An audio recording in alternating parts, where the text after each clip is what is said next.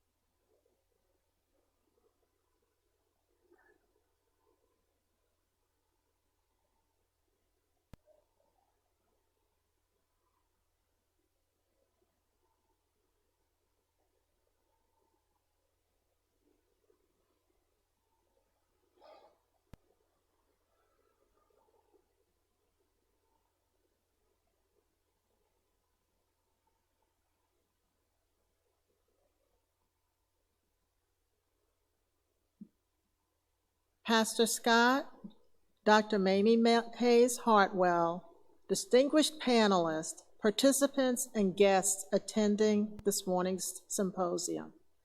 Good morning. It is my privilege and honor to present to you our moderator for today's event. Sarah Gaye has worked as a healthcare professional since 1986. After graduating Benedict College, she became a professional career in the behavioral health setting, working as a clinical counselor, activist therapist, and an addiction counselor for the South Carolina Department of Mental Health and the Lexington Richland Alcohol Treatment Center, known as LORADAT. Sarah earned a Bachelor of Science degree from South Carolina State College, became a registered nurse in 2002, and completed graduate courses in public health policy and management at the University of South Carolina School of Public Health. Sarah has worked as a staff nurse with Palmetto Health Richland, Palmetto Health Baptist, and as a traveling nurse. She is currently employed as a public health nurse at Moncrief Army Health Clinic, formerly known as the hospital at Fort Jackson, since 2009. She is a proud native of Lake City, South Carolina, a woman of faith. She is a lifelong member of Mount Clair Baptist Church in Lake City and is currently a proud and committed member of First Nazareth Baptist Church, serving on the trustee board and the healthcare ministry. Without further ado, I present to you our moderator for the day, Sarah Gaye.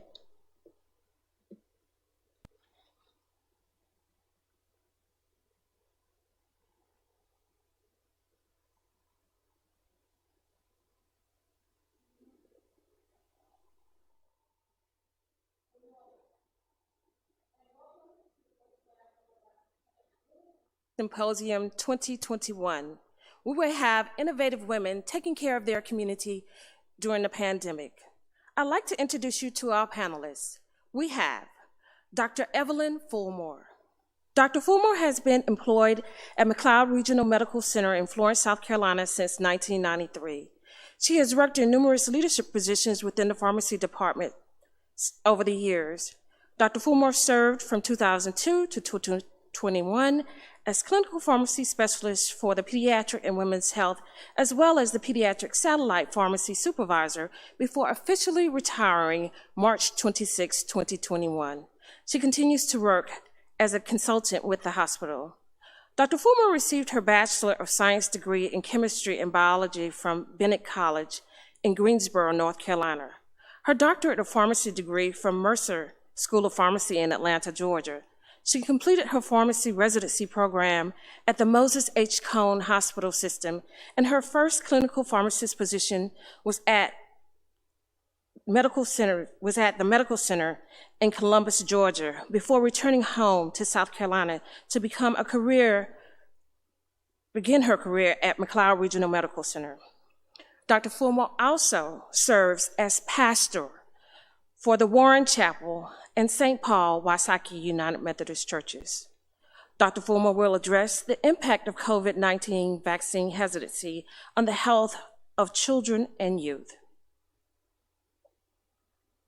Dr. Leslie Besseloon. Dr. Leslie Besseloon founded the Transformation Consulting and Leadership Development to help leaders discover the most effective business solutions to facilitate change, enhance their leadership competencies, promote employee well-being, and boost organizational productivity. Whether in the role of consultant, executive coach, trainer, or clinical psychologist, she remains consistent about her desire to help others transform their work lives. Dr. Besseloon also serves as executive coach and senior career management consultant with Right Management, where she coaches C-suite and other professionals. As a clinical psychologist, Dr. Besseloon developed a successful private practice where she oversaw for 10 years, providing psychotherapy to adults and consultations to many state agencies. Dr. Besseloon serves on the National Board of Directors for the Sillerton Institute and is a board member of the Tidelands Community Hospice Foundation in Pawleys Island, South Carolina. Dr. Besseloon will speak to us about emotional distress, navigating our way forward. Dr. Lisa Waddell. On August 13, 2020, the CDC Foundation named Dr. Waddell Chief Medical Officer. Dr. Waddell has managed COVID-19 response efforts, including directing the Foundation's team of senior advisors who are providing support to the health departments across the nation, and the COVID-19 core surge staff hired as a part of the response. In this role, she serves on the Foundation's executive team. Dr. Waddell has been a preventive medicine and public health physician for over 28 years. Dr. Waddell joins the CDC Foundation from the March of Dimes, where she served as Deputy Chief Medical and Health Officer and the Senior Vice President for Maternal and Child Health Impact nationwide. Prior to the March of Dimes, she worked with the Association of State and Territorial Health Officials as Chief of the Community Health and Prevention. Before this role, she served as Deputy Commissioner for Health Services at South Carolina DHEC. Dr. Waddell received her bachelor's in biology from the University of Virginia, her master's in public health from the University of North Carolina at Chapel Hill. She received her doctorate of medicine and completed her residency in preventive medicine and public health from the Medical College of Virginia. She is a graduate of the National Public Health Leadership Institute. Dr. Waddell will share with us regarding recovery after COVID, variants, and long haulers. Dr. Linda Bell. Dr. Linda Bell trained in internal medicine at the University of Texas Southwestern Medical School and has worked in public health for over 28 years, including as an epidemic intelligence service officer with the Centers for Disease Prevention and Control, and in several positions within DHEC. Dr. Bell is currently the South Carolina State Epidemiologist and Director of the Bureau of Communicable Disease Prevention and Control, providing oversight for the divisions of acute disease epidemiology, immunizations, tuberculosis control, STD and HIV, and viral hepatitis, and surveillance, assessment, and prevention. Dr. Bell will elaborate on what COVID has revealed about health inequities. Ladies and gentlemen, you have been introduced to our panelists. We will begin with Dr. Bell. Dr. Bell, the floor is yours.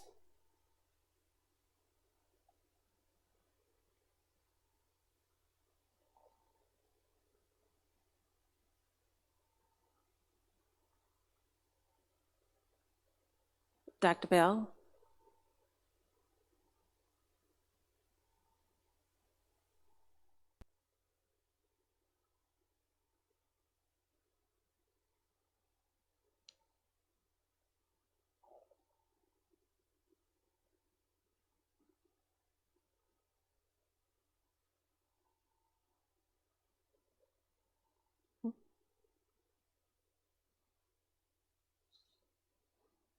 Dr. Bell will be bringing information to us about what COVID has revealed. Good morning, everyone.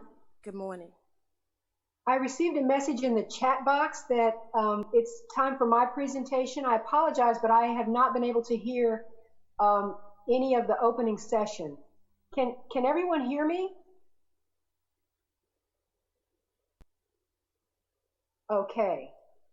Then I will, I apologize, but I'm not getting any audio from the group. So you can let me know in the chat box, but I'm going to go ahead and share my screen.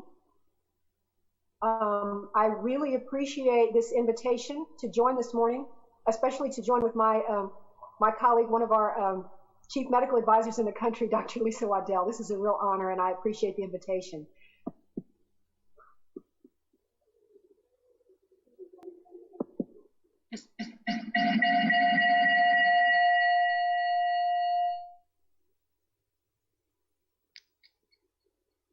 Okay. Please let me know if you can see my screen.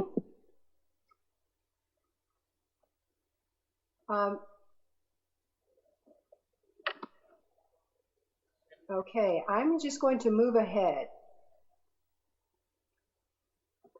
So I was asked to give a presentation about what COVID has revealed about health inequities. And the first thing that I wanted to discuss is our evolving understanding of this novel virus that causes the disease COVID-19. Our first understanding was that this was a respiratory disease spread by respiratory droplets, and that is the case. But we began to recognize that certain groups were more impacted by the virus than others. And we considered individuals to be at high-risk groups, to be in high-risk groups for two reasons. Those individuals who shared a higher risk of being exposed, and those individuals who shared a higher risk of having complications should they be exposed. So the risk of exposure is increased for some individuals based on their occupation if they're not able to physically distance from others, if they live or work in congregate settings, if they experience certain social circumstances. And early on, we also recognized that individuals of certain racial and ethnic minorities were at increased risk of being exposed because of contributions of these other factors. Well, those who are at increased risk for complications are individuals who are older, who already are experiencing underlying health conditions, who suffer from certain environmental risks, and you will see that there's an overlap between the risk of exposure and the risk of complications for individuals who are in racial and ethnic minority groups.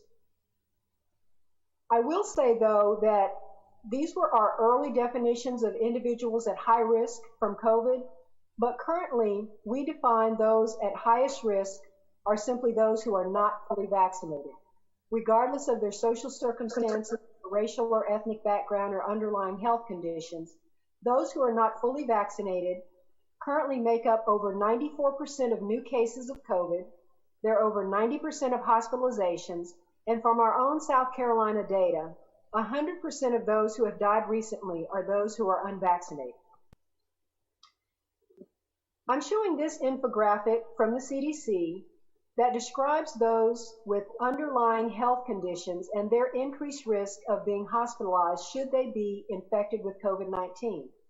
So just quickly, for example, individuals who have high blood pressure or diabetes, one of each of those conditions, they may have a 3 times higher risk of being hospitalized should they have COVID from those conditions alone. But if individuals have more than one of these conditions, and many of us do, they have a 5 times higher risk of being hospitalized from COVID. And this is one of the underlying reasons that many African Americans have suffered disproportionately from the impact of COVID, because we already have many of these underlying conditions that are not well controlled. Additional information about unexpected complications from this, I call this a quote-unquote respiratory disease, because yes, it is spread by respiratory droplets, and early on we believed it would primarily affect just the respiratory system. But in addition to the respiratory or pulmonary system, we have learned that this is a virus that can attach to the tissues in almost any organ system and is causing complications of the gastrointestinal system, the renal system, or that means the kidneys. It affects the vascular system, causing strokes, often in young individuals, young previously healthy individuals with no underlying health conditions. And it causes what we call MISC, which is multi-system inflammatory syndrome in children.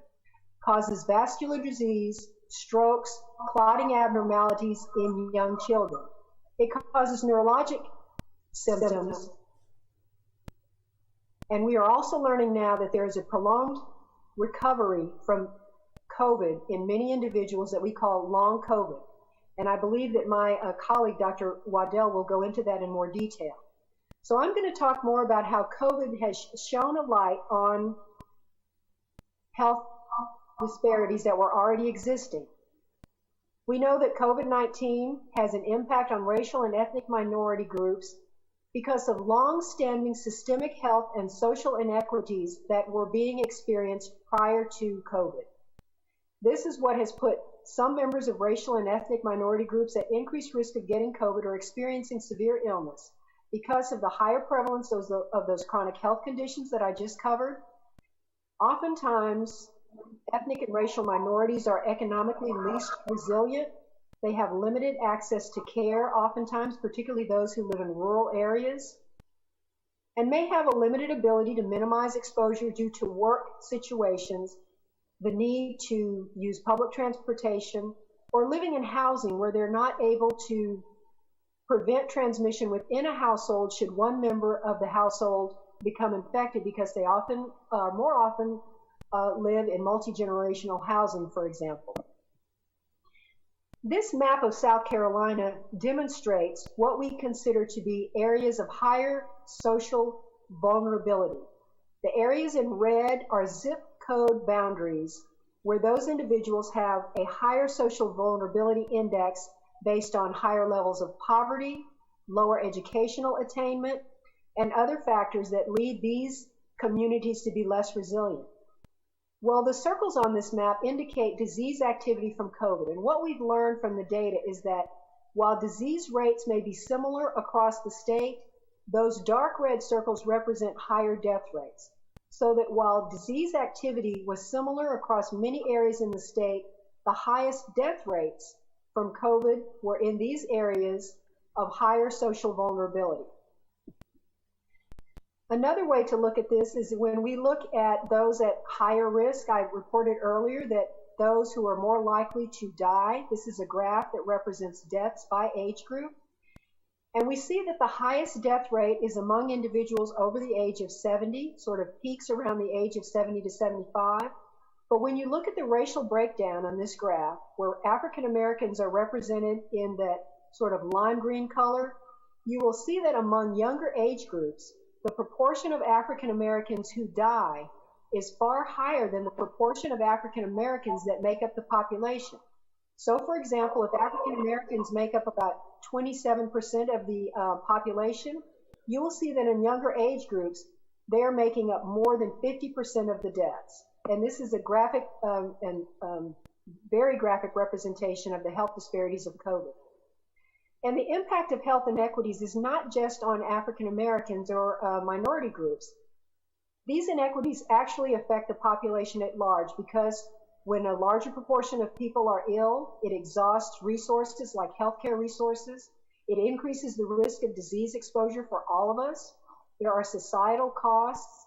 It has a detrimental impact on the essential workforce, a detrimental impact on our economic situation, and it ultimately affects the quality of life for us all. So it's important for us to pay attention, for all of us to pay attention to any inequity in any member of our population ultimately affects all of us. And ways to reduce the impact of COVID-19 on racial and ethnic minorities, very importantly, the faith community, family structure, and cultural institutions are sources for social support, not only to prevent COVID-19 disease, but also to care for those who have become ill, and to help community members cope with stress, and to help community resiliency and community recovery. Addressing these needs of these populations as reported by the CDC in emergency situations includes improving the day-to-day life, addressing those historical social inequities, and harnessing the strength of these groups to improve their resiliency and reduce health inequities, not only from COVID, but from all factors.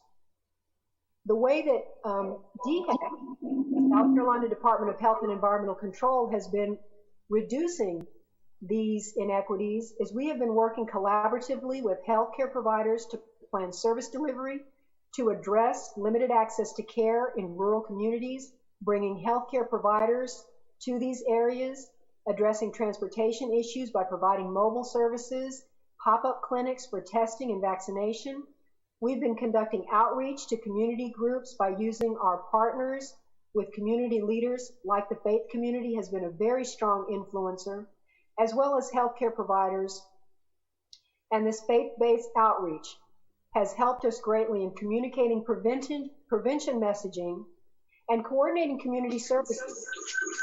Many faith-based communities have worked with community health centers to offer vaccination services, and this has been just one of many factors in helping us improve the health condition of disproportionately impacted communities. We've also worked with environmental justice advocacy to look at environmental influences that adversely impact health factors, and we have been monitoring the data to see how well we're doing to improve vaccination coverage, testing, the availability of drugs to treat COVID-19 that is informing our decisions and helping us tailor interventions to reach disproportionately impacted communities with service delivery. So those are just some highlights of the disproportionate impact of COVID on communities, but I also wanted to address how we can overall improve outcomes for better health in general. And the most important thing is to follow preventive care recommendations in several categories. And the first thing is to just be well-informed health consumers. We encourage people to seek facts from credible sources, and I emphasize facts here, and to be very cautious about sources of information that are not credible. And here I emphasize being very cautious about social media, about quote-unquote news sources that may have another agenda to influence populations rather to inform or educate. And so pay careful attention to where you get your facts from. To practice preventive care, it's very important to find a trusted healthcare provider so that you can receive information from people who are well-trained, well-experienced in health prevention and health promotion.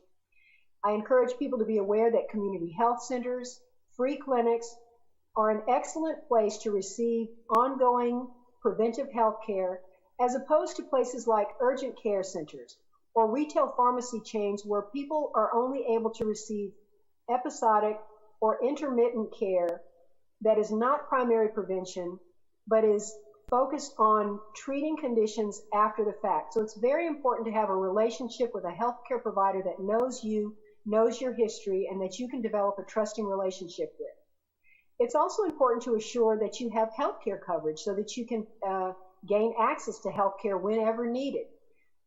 Please research the availability, for example, of the Affordable Care Act so that you can enroll in healthcare coverage should you not have that through an employer or experiencing other circumstances where you have limited access to insurance coverage. Insurance coverage is vitally important in receiving preventive care. And then the importance of adopting behaviors for lifestyle changes. And this is, I will say this is important to me because being well informed and being educated is not the same as behavior change. And this is something that I myself struggle with. I know exactly what I'm supposed to do in terms of exercise, healthy diet, living a healthy lifestyle, but whether or not I continually practice behavior changes to realize a healthy lifestyle is an ongoing struggle for me, as I know it is for many people. So focusing on small incremental changes that you can do in your life that will result in long-term healthy lifestyle changes. Practicing a healthy diet that is not too restrictive. It's something that you can practice and something that you can do. Exercise that you enjoy. Get a partner, get buddies to exercise with. And self-care for chronic diseases. Follow the advice of your healthcare provider. Take your medications as recommended. And these factors for healthy lifestyle changes result in improvement in chronic disease outcomes, in cardiovascular health improvement, in weight loss, in mental health. And I just add a bullet here, never smoke. This is a contributor to many factors like cardiovascular disease, cancer, and so forth. So these are just some examples of how to practice good preventive care. I want to talk more about primary prevention. How to reduce the risk for cancer, for example, is to follow recommended screening. The reason for the importance of cancer screening is because it leads to the early detection of cancer when it can be readily treated. And this is one reason why African Americans in particular suffer more severe outcomes from cancers, because we do not have early detection as compared to other population groups.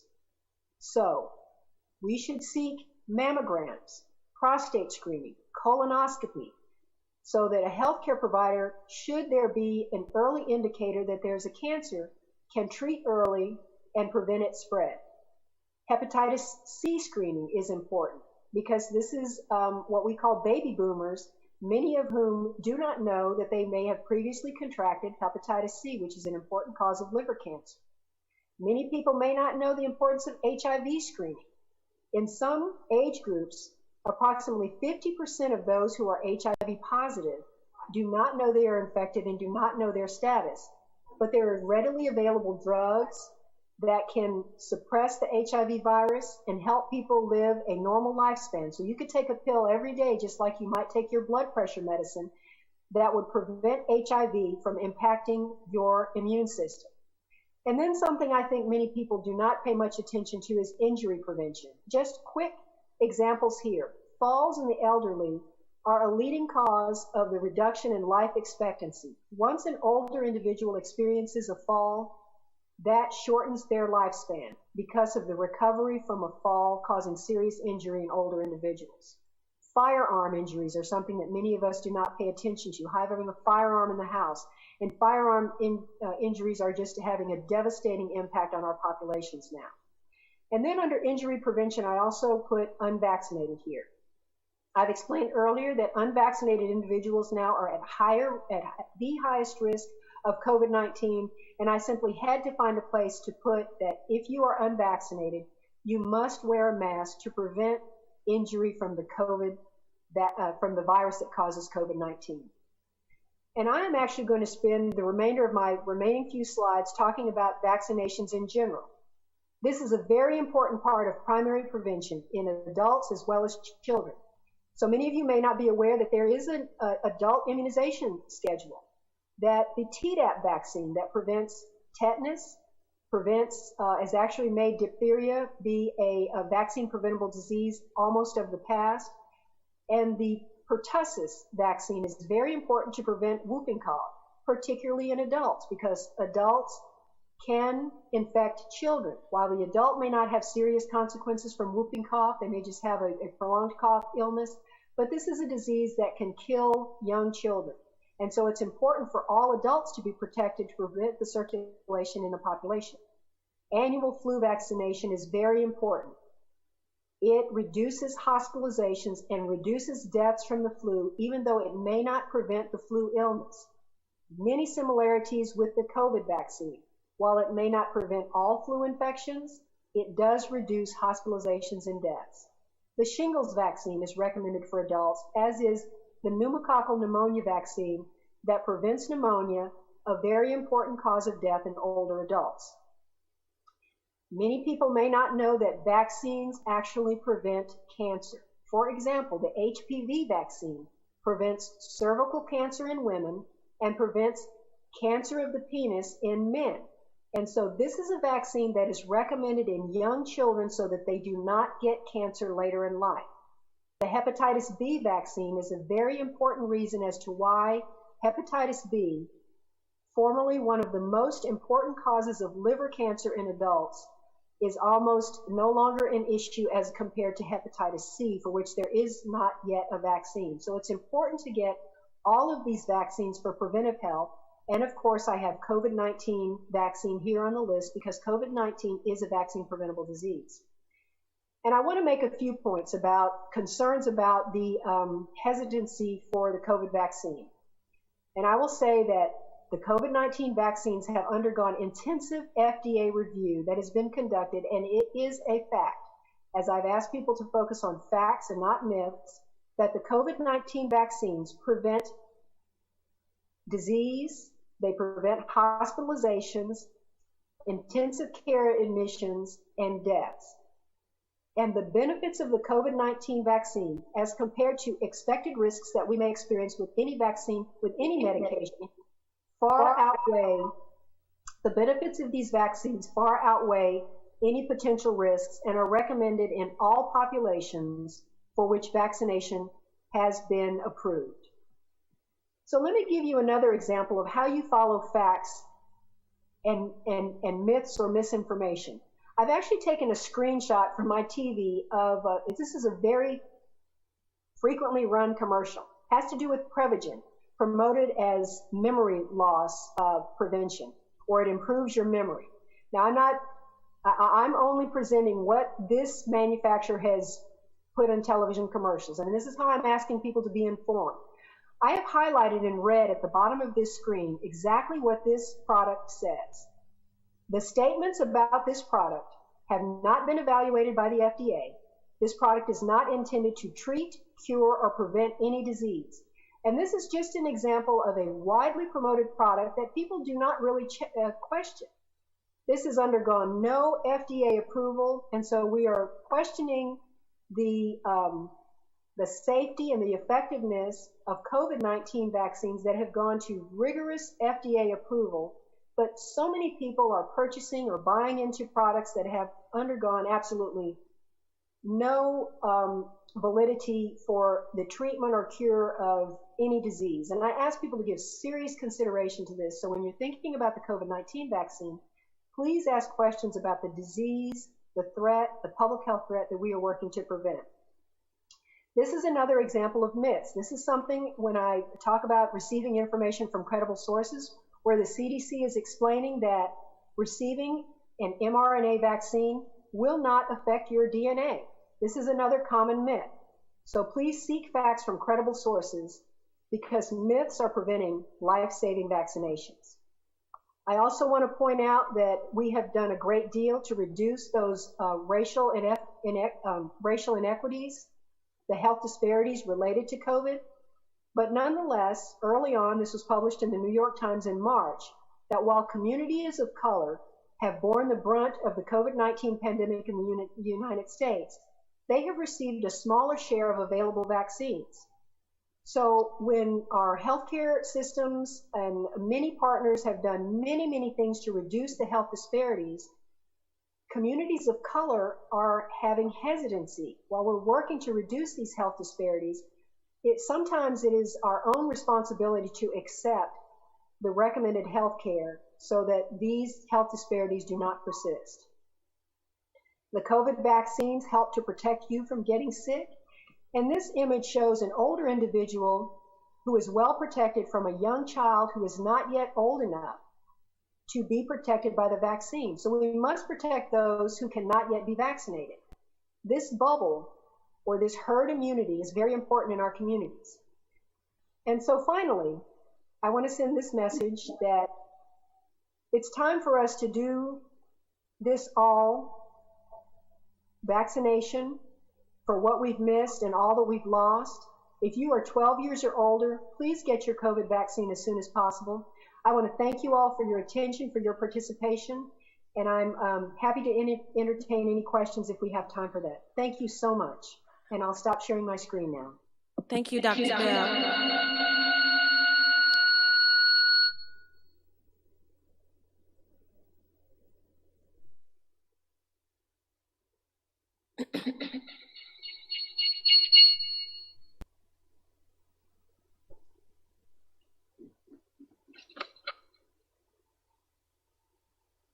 Thank you, Dr. Bell.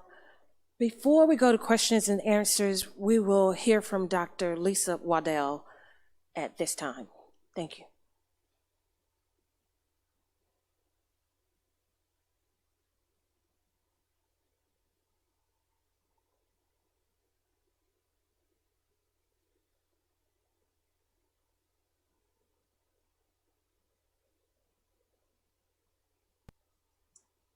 Well, good morning, everyone. I believe I'll go ahead and get started. I want to say a very special thank you to Mamie Hayes Hartwell, my sister and soror, for the invitation to be here with all of you today. To Pastor Scott and to the symposium leader, good morning to you all and to each and every one of you that are assembled here today. I'm really honored to be a part of this panel, and thank you for taking time out of your very, very busy day and week to listen and to learn more about the critical health issues impacting many of us as women and our communities as a whole. And certainly Dr. Bell has already touched on so many of those important issues. And just a word about Dr. Linda Bell. I'm truly humbled to be on this panel with her, my colleague, my friend, and our esteemed state epidemiologist. She's been the trusted public health expert in this state during the pandemic for all of these many, many challenging months. And I know we're also very grateful for her unselfish service that continues today. And I'm equally excited to listen to learn from my other colleagues, Dr. Besseloon and Fulmer, on today's panel. So with that, let me go ahead and get started.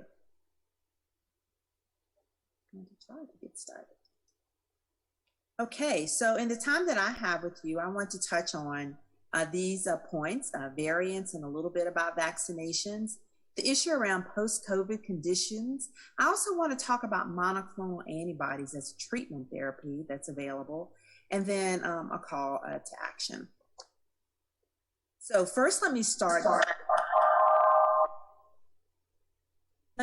with this. COVID-19 clearly has been a wake-up call. It's been a disruptor in so many ways in our lives, to our healthcare system, and to many other community support systems.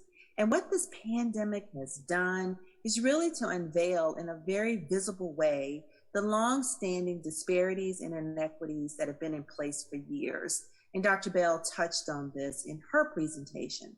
And much of that is due to the long-standing and systemic structural policies that have chronically disfavored communities of color.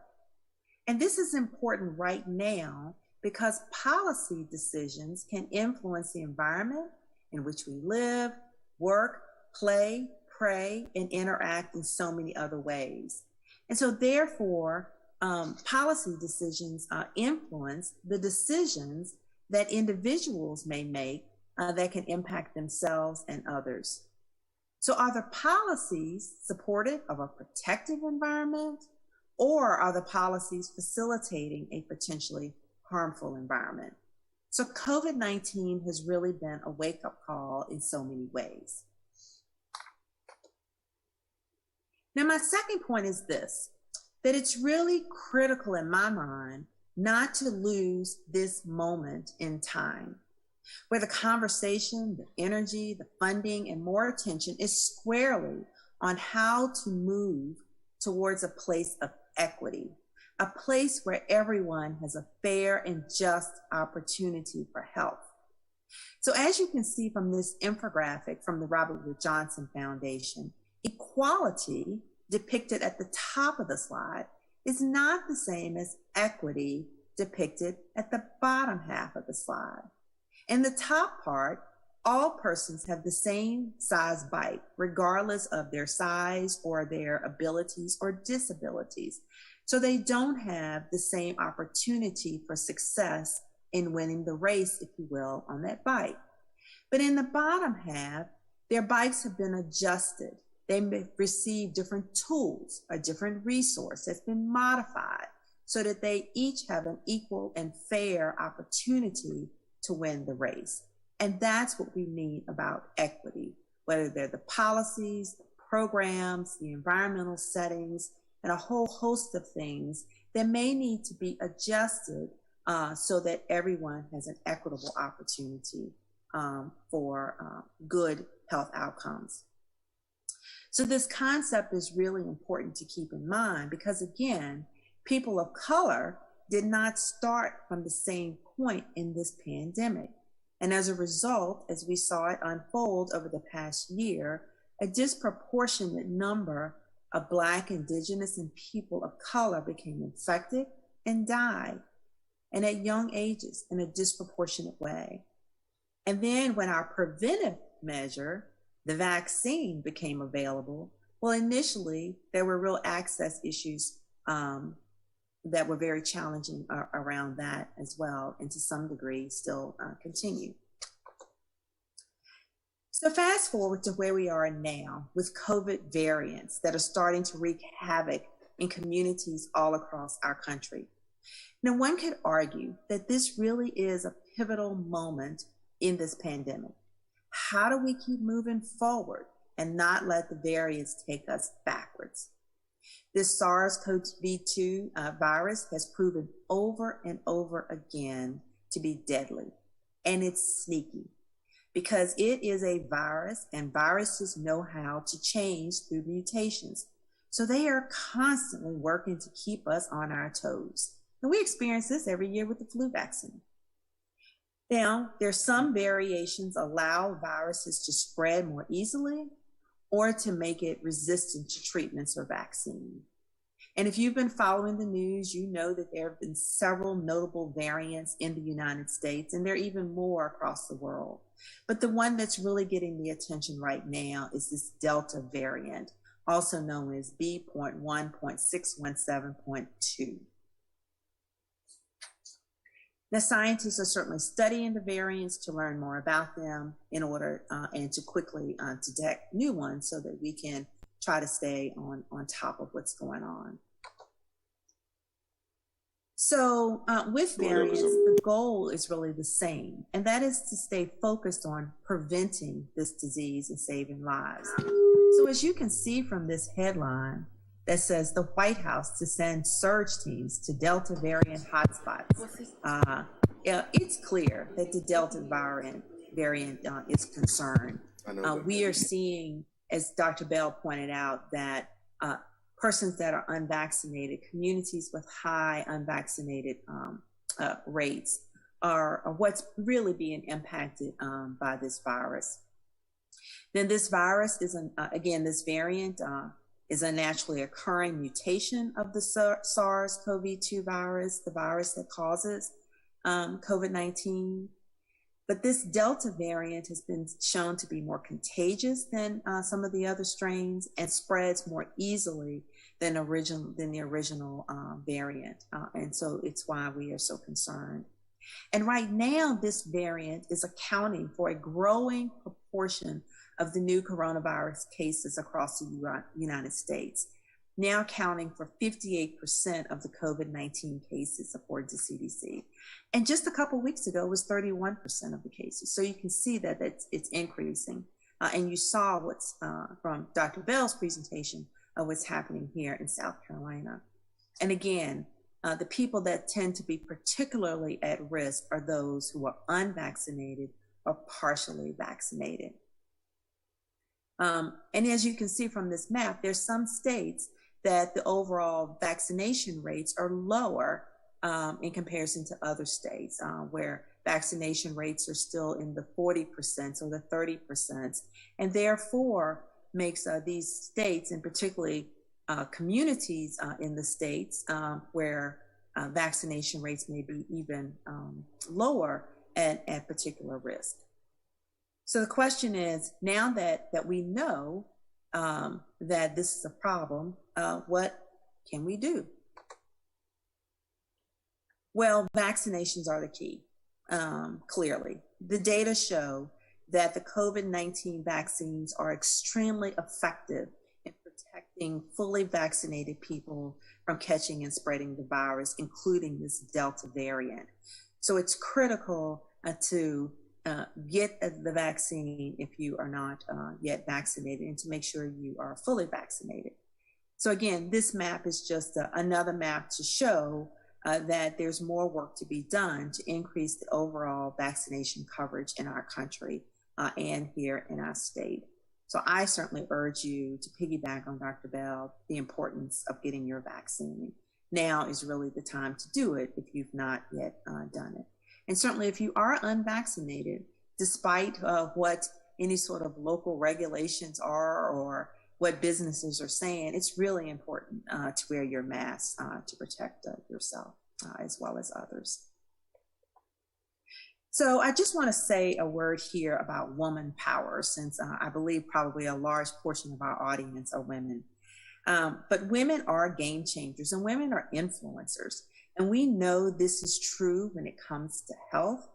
This slide shows that more women than men are actually getting the vaccine. There are a number of contributing factors, but the point that I really want to make is that women are leaders, and families will follow you as leaders, especially when it comes to health. All of those prevention messages that Dr. Bell talked about, if you're doing those things, if you are talking about that, women often are the leaders around health in their families, and others will follow you. So now is the time to use your trusted voice, armed with key information, to ensure that our families and our communities are taking action to stay safe. So places of worship are important partners in the fight against COVID-19.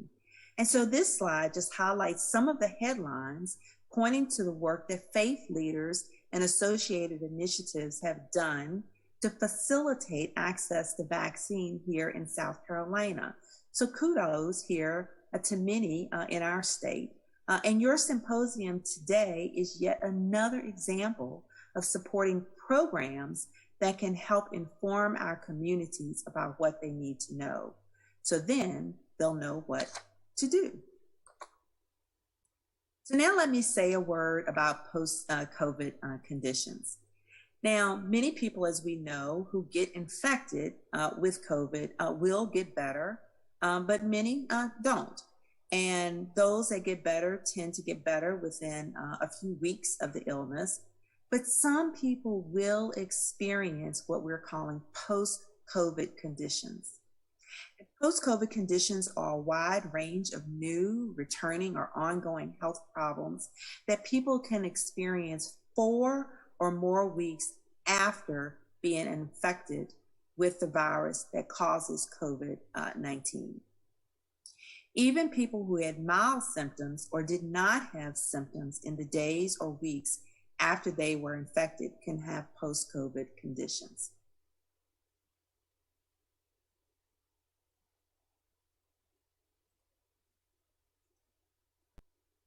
Can have post-COVID conditions. Now, these conditions may also be known as long COVID, long haul COVID, or long-term COVID.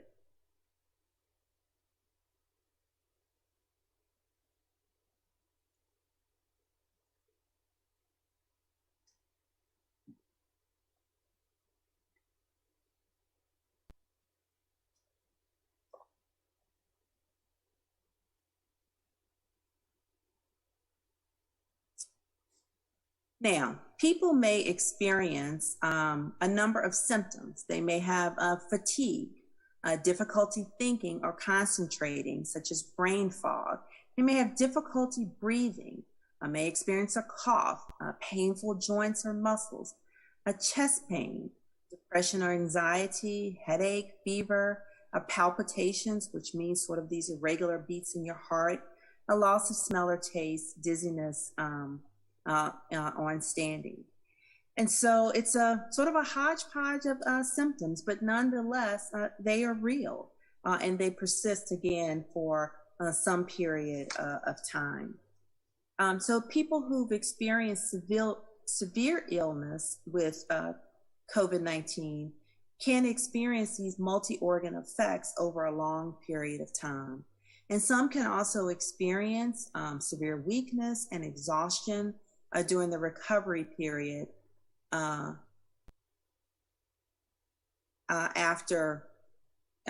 COVID.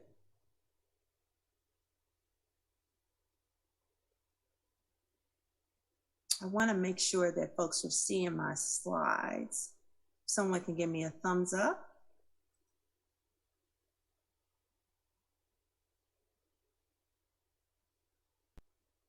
Okay, great.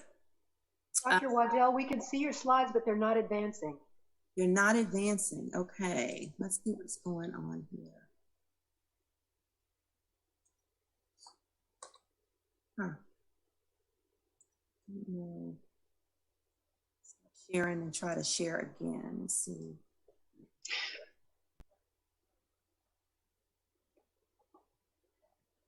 Are you seeing them now? Dr. Waddell, we still see your slides. It's in presenter view where we can see your next slide on the top. You may have to, up in the middle, switch your display settings, that second that drop down. If you would click the arrow next to display settings, that should adjust it for you. Okay, when I do that, it stops the sharing. I apologize for that. Let's try this again.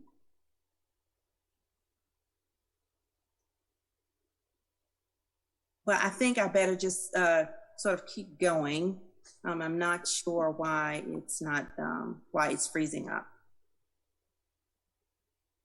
Okay, so I'm just going to kind of keep moving here. So before I move to the topic of monoclonal antibodies, I just want to say a couple more things about post-COVID. So I think some of what we're hearing is that when people are sort of experiencing these things,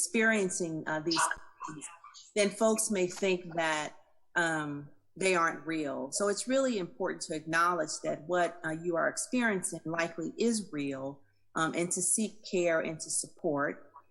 There are some centers that are sort of popping up, if you will, across the country that are focusing on the notion of post-COVID and trying to understand more about this syndrome and what to do.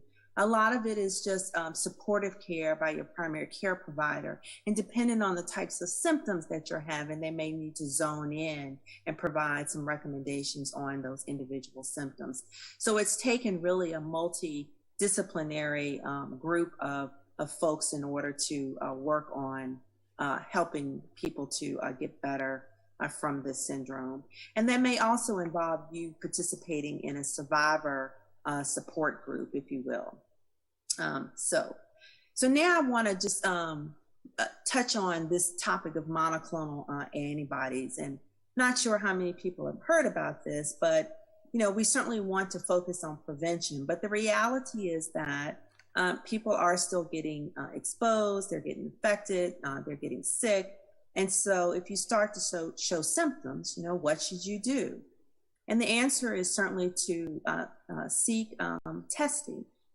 Get tested and to do so quickly, because if you test positive, the good news is that you may be eligible for treatment that can prevent you from progressing to more severe disease and hospitalization.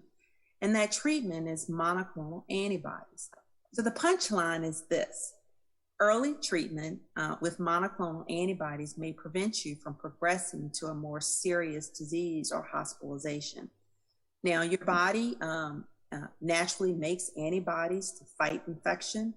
However, your body may not have antibodies that are designed to recognize this new novel coronavirus that's causing COVID. So these antibodies, these monoclonal antibodies that are also known as MABs, are made in a laboratory to fight a particular infection. And in this case, that's COVID. And so when you get these antibodies, they attack the virus and they reduce the ability for that virus to spread through your body. So if you already have the virus, then the antibody, the monoclonal antibody treatment gives your body those antibodies that it needs to protect itself. Now, but the key with this is early intervention. So patients may be eligible for treatment with monoclonal antibodies if they're an adult or a child aged 12 years and older. They've got to be a certain weight. There are a whole host of eligibility criteria, but a lot of people with chronic health conditions, chronic kidney disease, diabetes, those that may be immunosuppressed, have cardiovascular disease, hypertension, chronic lung disease, sickle cell, and other things, and or significantly overweight, are all eligible and meet that eligibility criteria to receive this treatment. But the key is early action, early testing, identification, and then referral within 10 days of symptom onset are vital to actually access this treatment. So some might say, well, if I get it, will it make a difference? Well, yes, it does. So patient data from the clinical trials showed that high-risk COVID patients treated with these monoclonal antibodies had a 70% reduction in the relative risk of progression to severe disease or hospitalization compared to those without it. So it really is important to know about this. It's important to do a little research ahead of time to know where you can access this therapy. It is an infusion, although a recent recommendation also is making it available through a subcutaneous injection. To know where centers are in your area where you can get this if you need it. But the key is, if you're starting to feel sick, think you symptoms, think you've been exposed, get tested because there is a limited time frame. It is covered by insurances. A lot of this is available in many places at no cost to you. So it really is important. And on this, I would really encourage people to go to this website, crushcovet.com. There's a lot of good fact sheets there that are easy to understand and learn more about monoclonal antibodies. There are webinars there that you can take a look at where a number of experts provide a lot more information about monoclonal antibodies. And then there's some patient testimonials that are embedded in the webinar that is linked to that site. And they really are quite profound. So I would encourage you to visit that.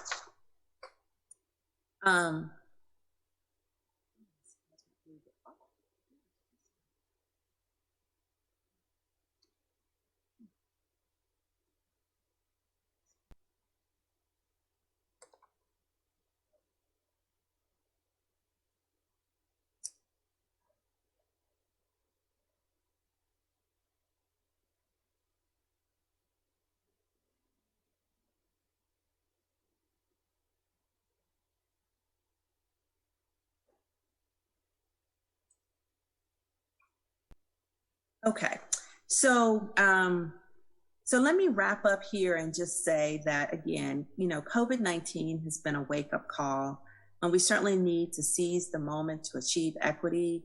The Delta variant that we're all reading about and hearing about is very serious, but we do have a prevention tool, and that tool is the vaccine. And so it's really important that everyone who is eligible to get the vaccine. And in this case, we also know that adolescents, so it's important to make sure that folks get the vaccine.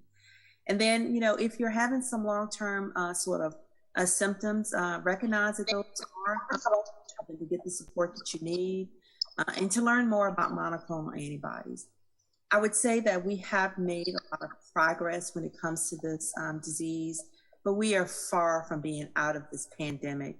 It takes people like all of you who are willing to mobilize and advocate for important policies that will support equitable health outcomes. It takes a focus on prevention. It takes partnerships. It takes important programs like these to make a difference. And certainly, as Dr. Bell also mentioned, it takes practicing self-care for ourselves. So now that we know about what are some of the key issues facing us right now, and we know what we can do, it's important that we take that action. So thank you very much. Thank you, Dr. Bell and Dr. Waddell. Now we have questions. For Dr. Bell, how do you respond to the belief of many in our community that get the vaccine? You went over this information during your presentation, but some of the hesitancy was from the term warp speed, which implied insufficient research trial. I see a question in the chat box, but once again, I'm not able to hear the moderator, so maybe someone can help me. I did hear all of Dr. Waddell's presentation. I don't know if someone please let me know if I should just take the questions from the chat box, or I'm very sorry, I can't hear. Yes, ma'am. If you cannot hear me, you can take the questions from the chat. Okay, I see a question in the chat box. How do you respond to the beliefs of many people in our community that are hesitant to get the vaccine because of the term warp speed that implied insufficient research? And that is such a great question, because that is a misperception. And maybe unfortunate terminology, that there was a deliberate effort to bring vaccines to fight this disease as quickly as possible. But there were no steps skipped in the research and development of this vaccine. And although it appeared that it was brought to market very rapidly, what many people don't realize is that about 16 years ago, there was another coronavirus that emerged and was causing illnesses. It spread to many countries, but did not have sustained transmission. But with the onset of that particular, the initial coronavirus, they began the development of a vaccine to prevent that. But when the transmission of that virus that caused the first epidemic was interrupted, that disease went away, there was no benefit in continuing with the development and production of the vaccines. So there was early research that we benefited from to speed up, to jumpstart the development of the vaccines that are available now. The vaccine manufacturers were still required to go through all of the rigorous requirements of the Food and Drug Administration, the FDA, that they had to demonstrate their research findings that showed that the vaccines were safe and that they were effective.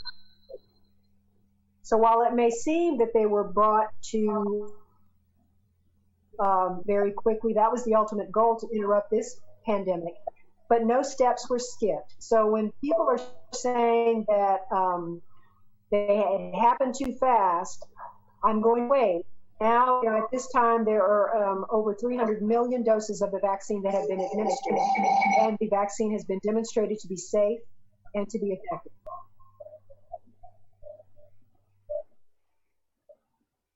Thank you, Dr.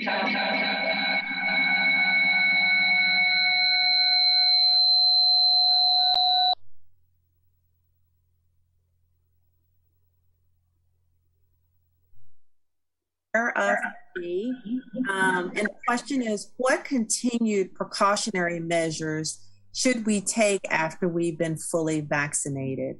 So that is a great question. Certainly the recommendations now from CDC is that if you are fully vaccinated, then you do have sort of more freedom to do things, if you will, and that But if you are immunocompromised or have things that health conditions that may make you at more risk of potentially getting illnesses, it's still recommended that you wear your mask. But generally, if you're fully vaccinated, you don't need to wear the mask. However, I think if you are going to be around in crowded conditions, if you're still going to be inside in crowded conditions, then I think it's very appropriate for people to feel comfortable in continuing to wear that mask and to take that extra precaution, particularly the presence of this highly contagious Delta variant. And certainly if you are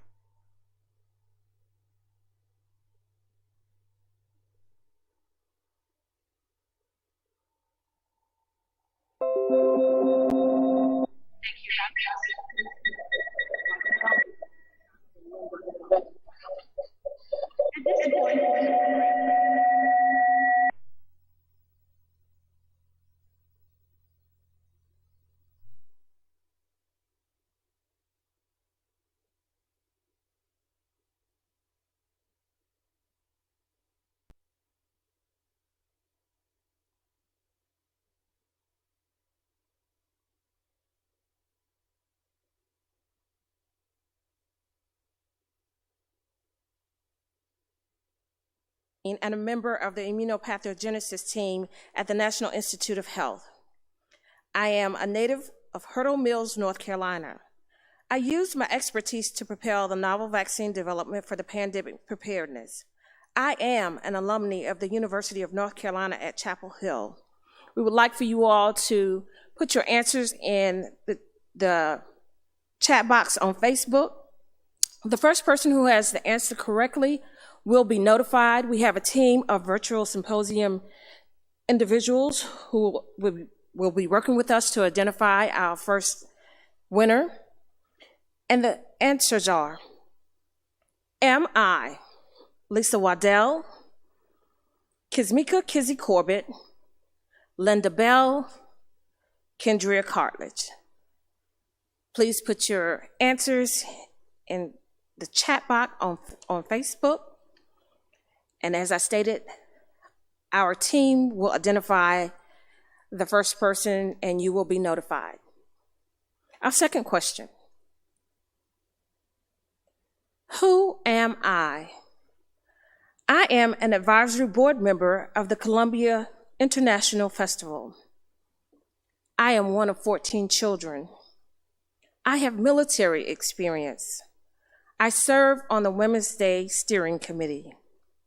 Am I Lorene Billingsley, Easter Sharp, Mamie Hayes Hartwell, Latasha O'Neill? Please put your answers in the chat on Facebook and you will be notified. At this time, we will hear from Dr. Besseloon. Dr. Besseloon, the floor is yours.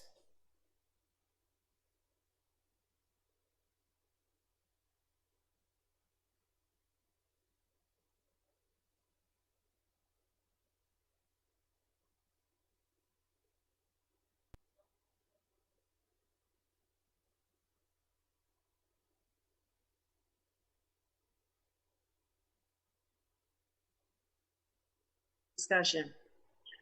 Just as a quick overview, we're going to start out giving you some questions to respond to. So think about each of the scenarios I'm going to present to you.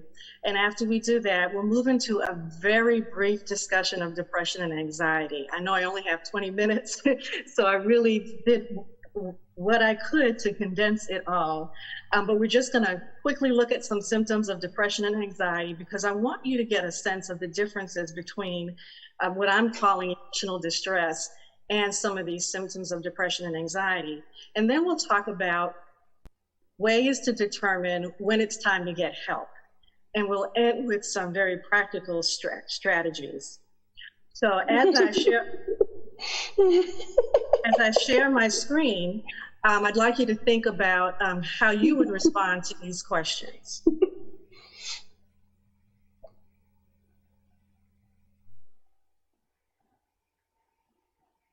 Okay, the questions aren't listed. I just decided to put up my screen first. So just listen. How many of you, let's say within the past 3 months or so, have experienced any or all of these symptoms that I'm about to describe or scenarios?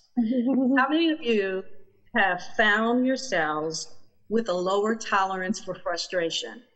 Meaning just the smallest things seem to really irritate you. Things that normally wouldn't bother you are just really troublesome and quite annoying to you. In fact, when you find yourself getting irritated, you can't even compose yourself. Usually you're able to hide the fact that you're irritated from other people, but you can feel your face twitching up. You can feel the discomfort in your body. So how many of you have had that experience? And if you have, just jot it down. How many of you have noticed that you feel a sense of restlessness or a sense of unease? Maybe you would describe it as just feeling unsettled in your spirit. Or maybe you've noticed a change in your sleep patterns. Now, as I said, this is within the past 3 months. If you've always suffered from sleep problems, then maybe you can think about whether these problems have worsened, so that although you might find that you're sleeping more, when you wake up, you're still waking up tired. You're not waking up refreshed. Or you find that you're waking up often in the middle of the night and you can't go back to sleep. Maybe you've noticed that you're not paying as much attention to small details like you used to. So your focus is off. You're forgetting important dates. And it's more than just the occasional forgetting of, where you place your keys, but you're really spending quite a bit of time looking for things when previously you were fairly well organized. So here we're looking at attention and concentration. Maybe you're finding that it's harder to make decisions. And although you might say, well, it's not necessarily hard, I just don't want to make decisions. So that could be an indicator too. And that's a personal one for me. I kind of feel as though if I have to decide one more thing or add one more thing to my plate, I'm not sure I can do it. So that falls in that category. And finally, how many of you have noticed that you're feeling sad and there's not a specific reason? So we're not talking about the experience of rejection or betrayal or any type of loss, but just that your mood seems to be really subdued, and you're just not your happy, joyful self. Or maybe if you know that you're not generally joyful or bubbly, you're just noticing that you don't feel like your normal self. You could notice that, again, that irritability is your prominent mood, or you just can't really identify with the person in the mirror. Well, one of the things, the experiences that I've just described to you, I've just categorized all of those under the category of emotional distress. And emotional distress is really what captures all of this. It's when you're noticing that your mood has changed significantly, and it's lasting longer than you would have anticipated.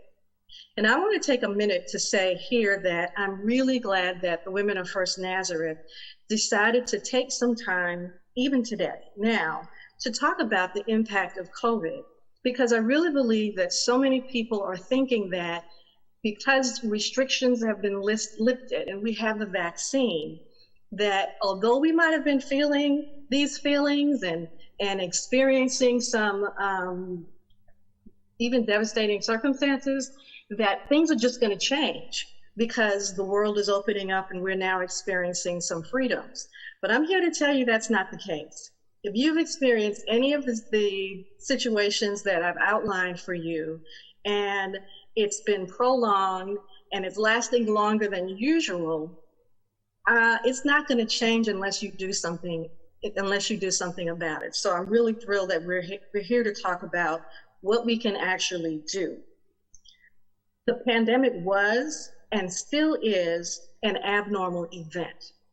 And I say that because the responses to the pandemic, via any of the scenarios that I have just described, is actually normal. And so that's something that, let's see if I can advance this slide. Emotional distress, and this is something I've been sharing with leaders and business organizations all throughout the pandemic, is that emotional distress is a very natural reaction to an abnormal event.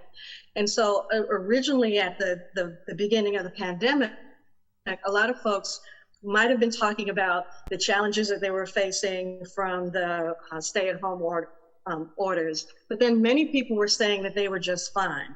So I'm not talking about the introvert who's fine with being at home, but I'm talking about those of you who acknowledge at least one of these scenarios that I've just described.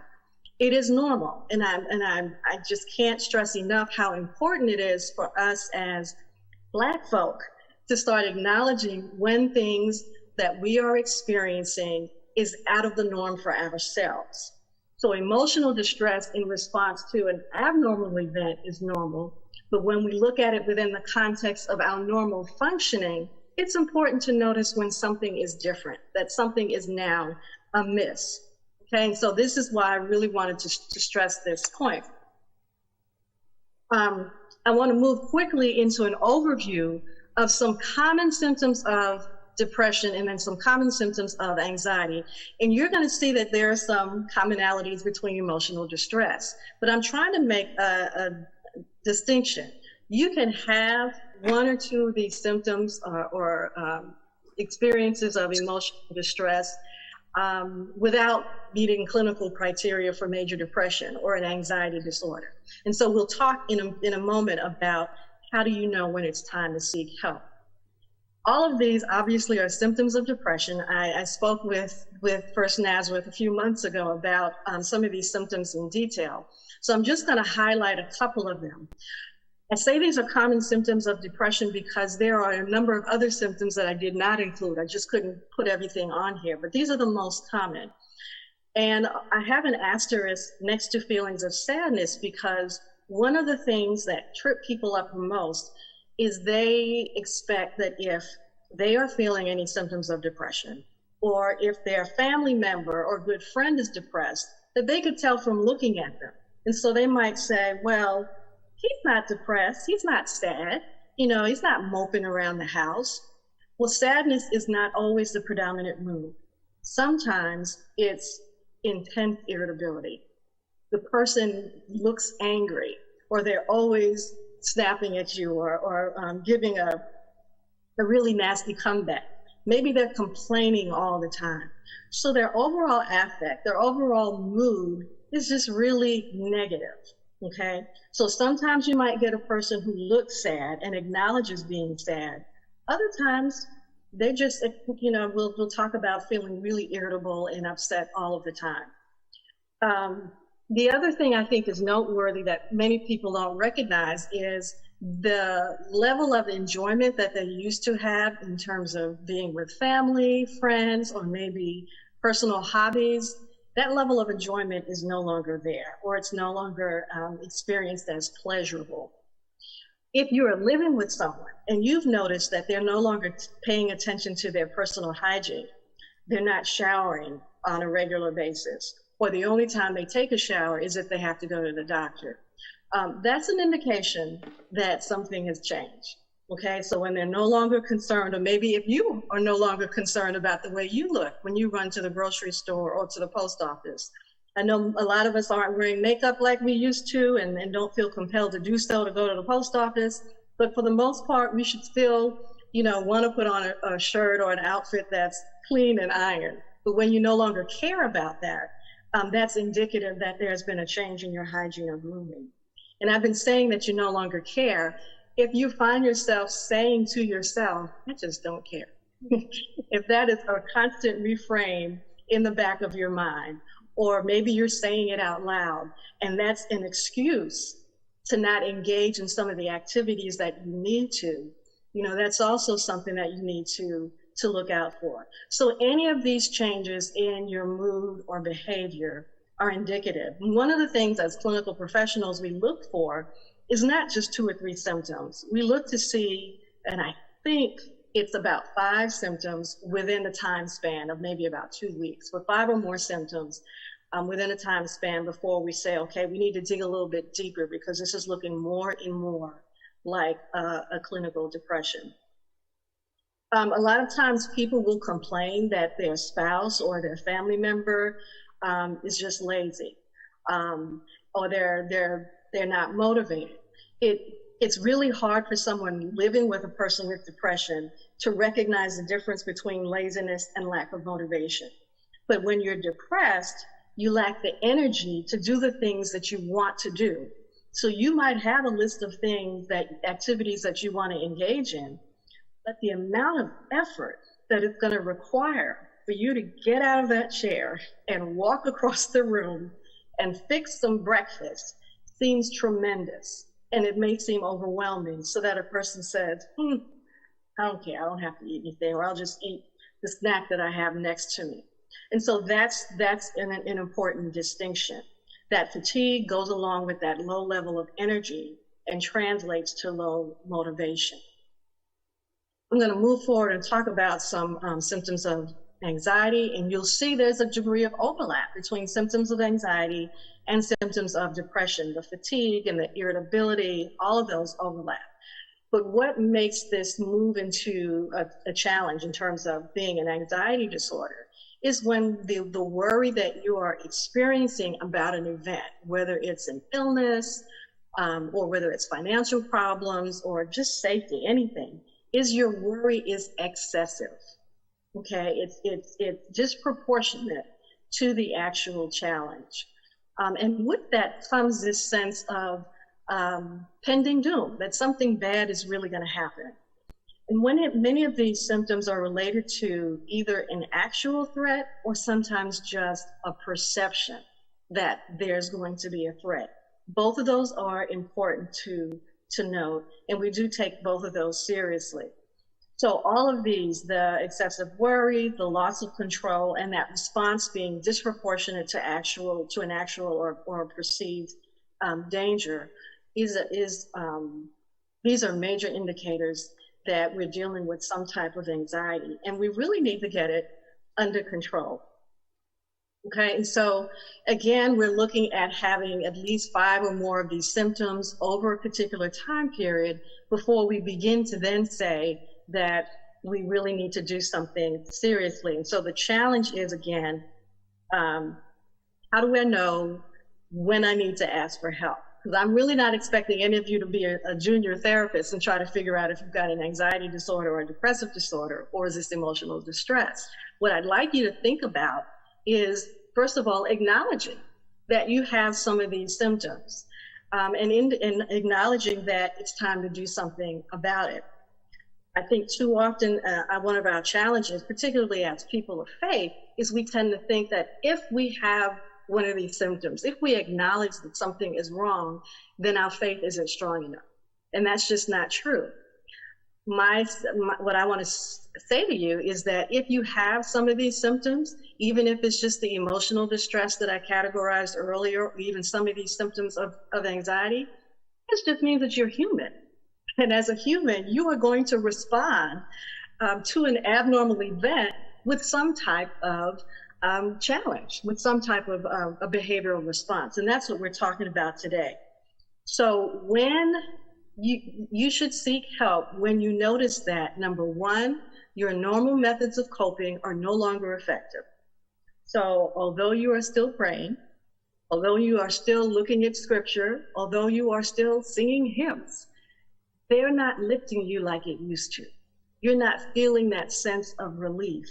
Or if you do, it's really just temporary. And the worry comes back as soon as the song goes off or as soon as you close the Bible.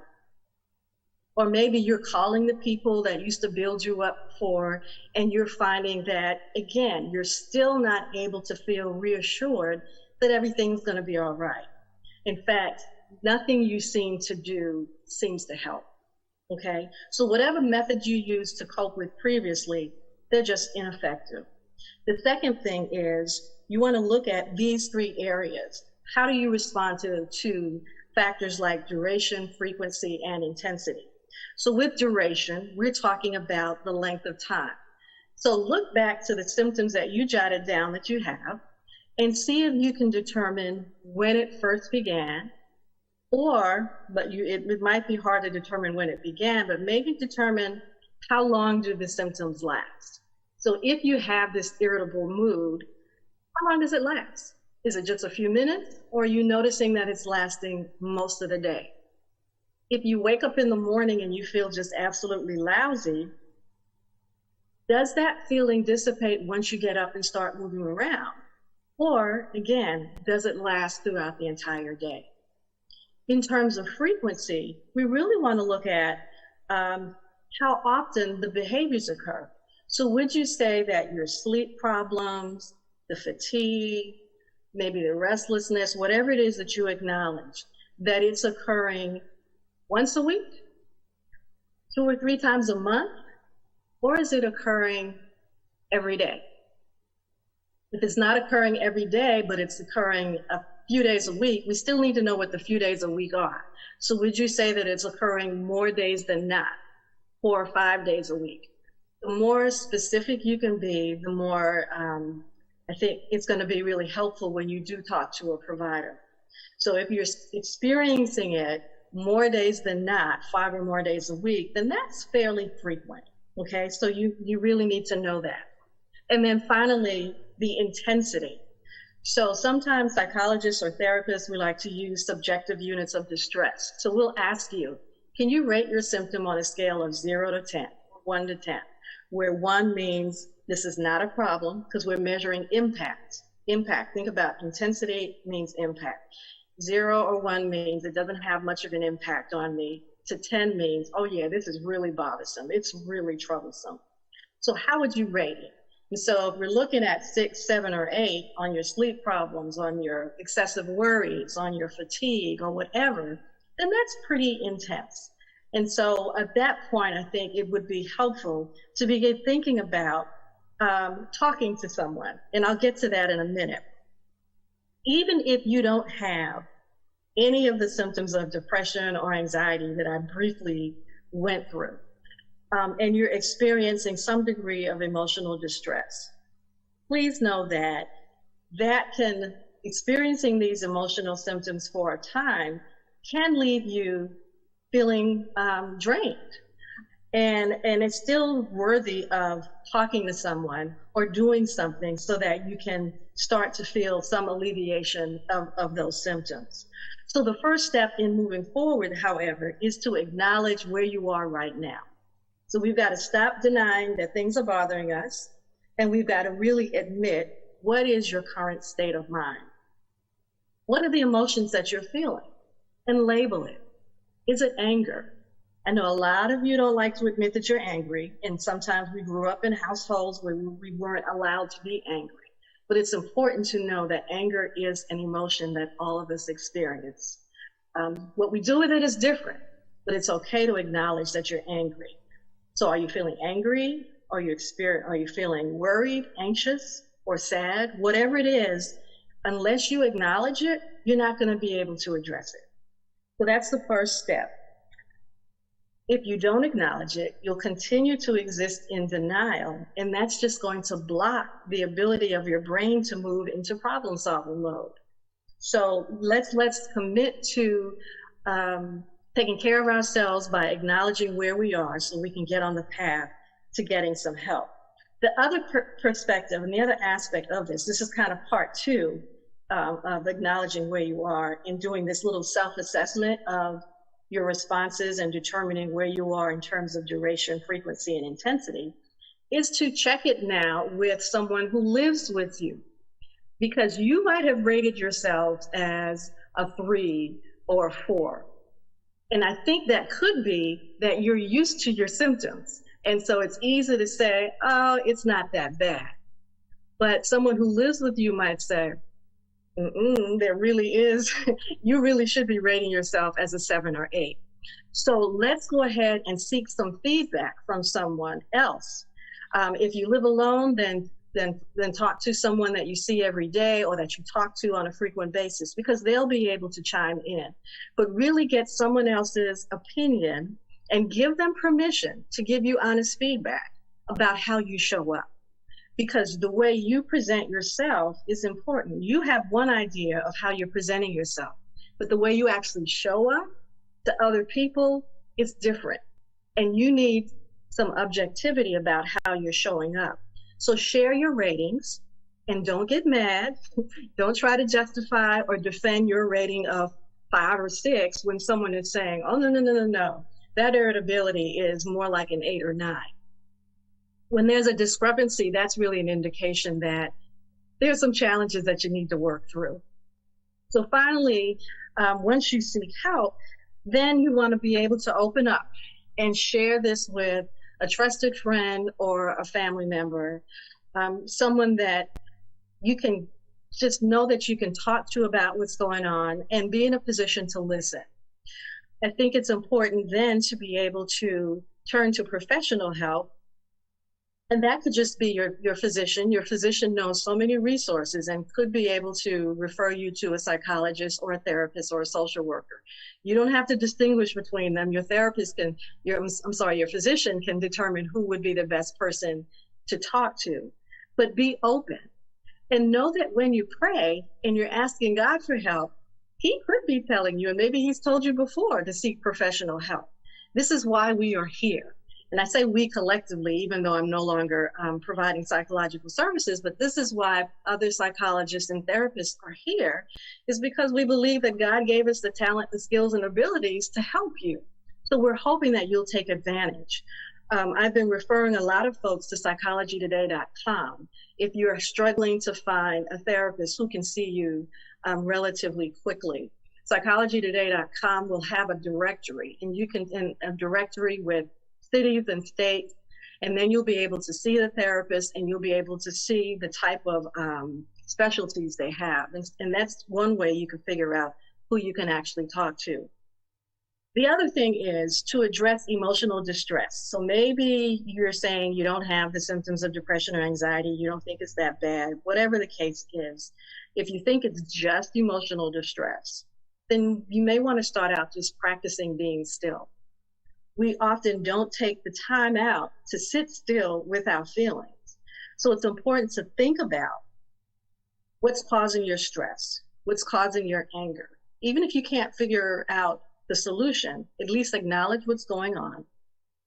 I recently heard Reverend Tony Evans talk about this worry box. And I hadn't heard about this in a long time, but he said to envision yourself placing your concerns into a worry box, and then literally see yourself giving it over to God and see what happens.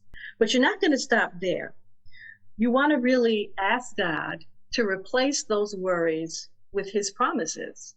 So now the second step of this is to get into the Bible, because He's going to pour into your spirit as you look through the Bible to find the promises of God. Go through the Bible and see what those promises are. So that's going to take you some time.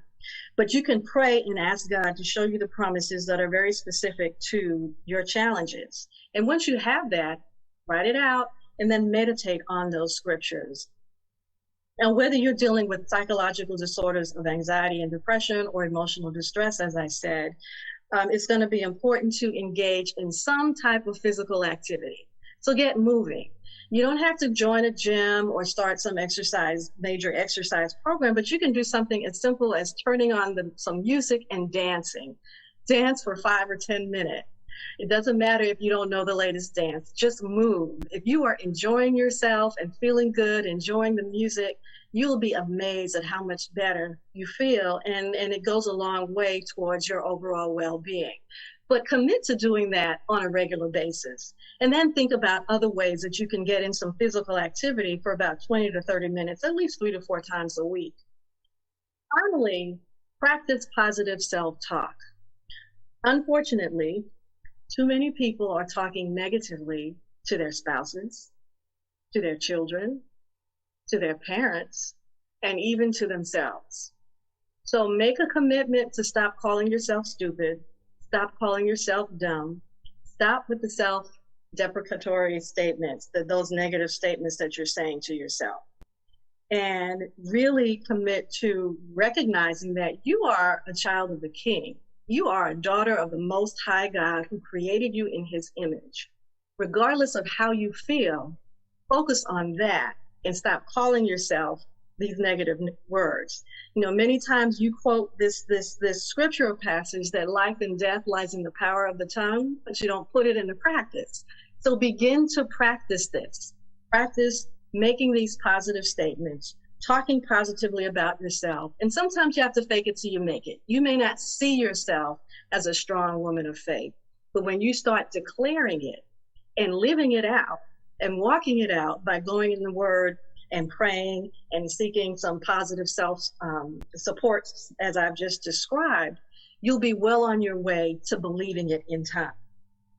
So I'm hoping that you've been able to hear something that has enlightened you, and that of all of our presentations, you don't just stop and say, oh, okay, this was really good, but that you'll be able to have conversations with your family, your friends, your church members, and after the conversations, you can commit to some type of action that will then allow you to get some relief for some of these challenges that you're going through.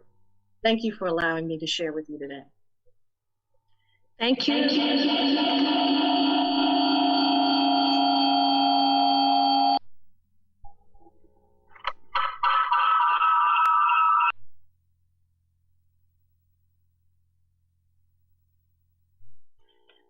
For that presentation.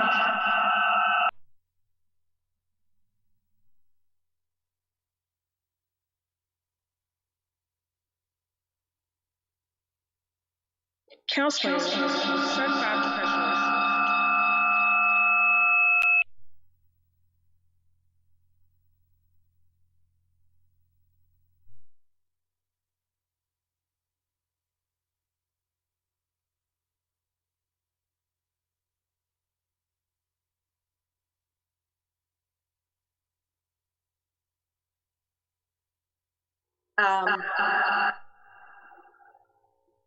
So maybe it will take some visits to those barbershops and beauty salons. Maybe we've got to really just start having some conversations with those salon owners and the barbershops and saying, hey, can we have a day, a week, or a month and actually talk about what getting help is about, or just having some honest communications.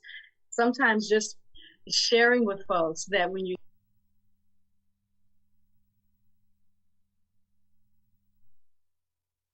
not going to be declared crazy. And, you know, I think that also means we've got to really change our language. We've got to stop talking about people who act strange and in a way that's different from us. We've got to stop talking about it in a way that is stigmatizing. And I think the more we can make it normal and acceptable to talk with a therapist, I've heard so many professionals say, yes, when I've seen a therapist or I've talked about this issue with my therapist, it helps to normalize help seeking.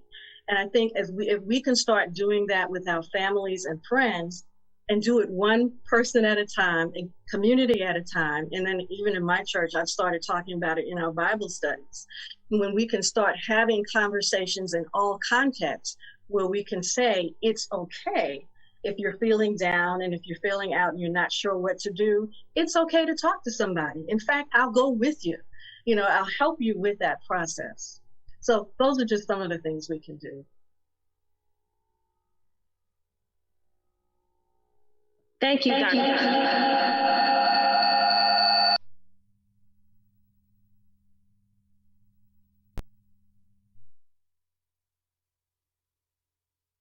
Trivia question.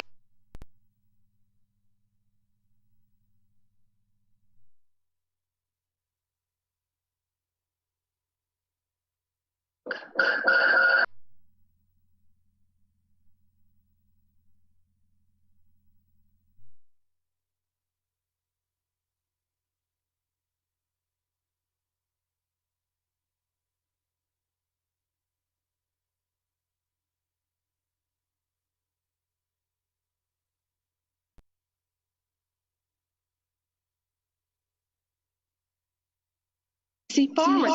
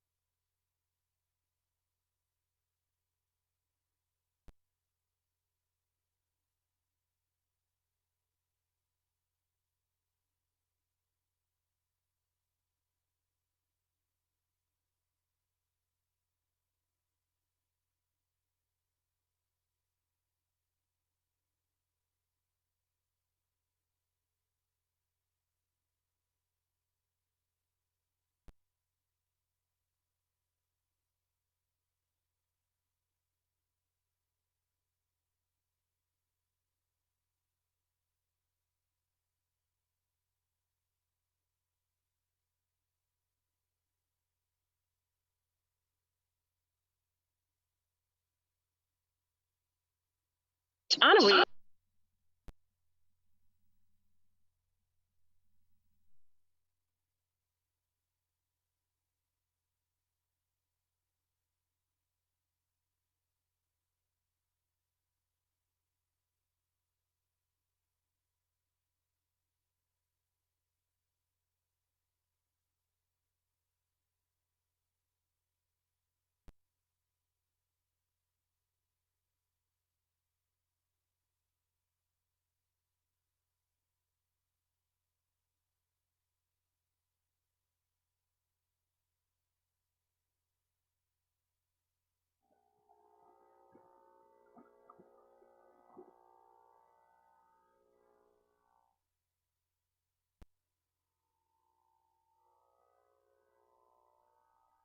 Dr. Ford.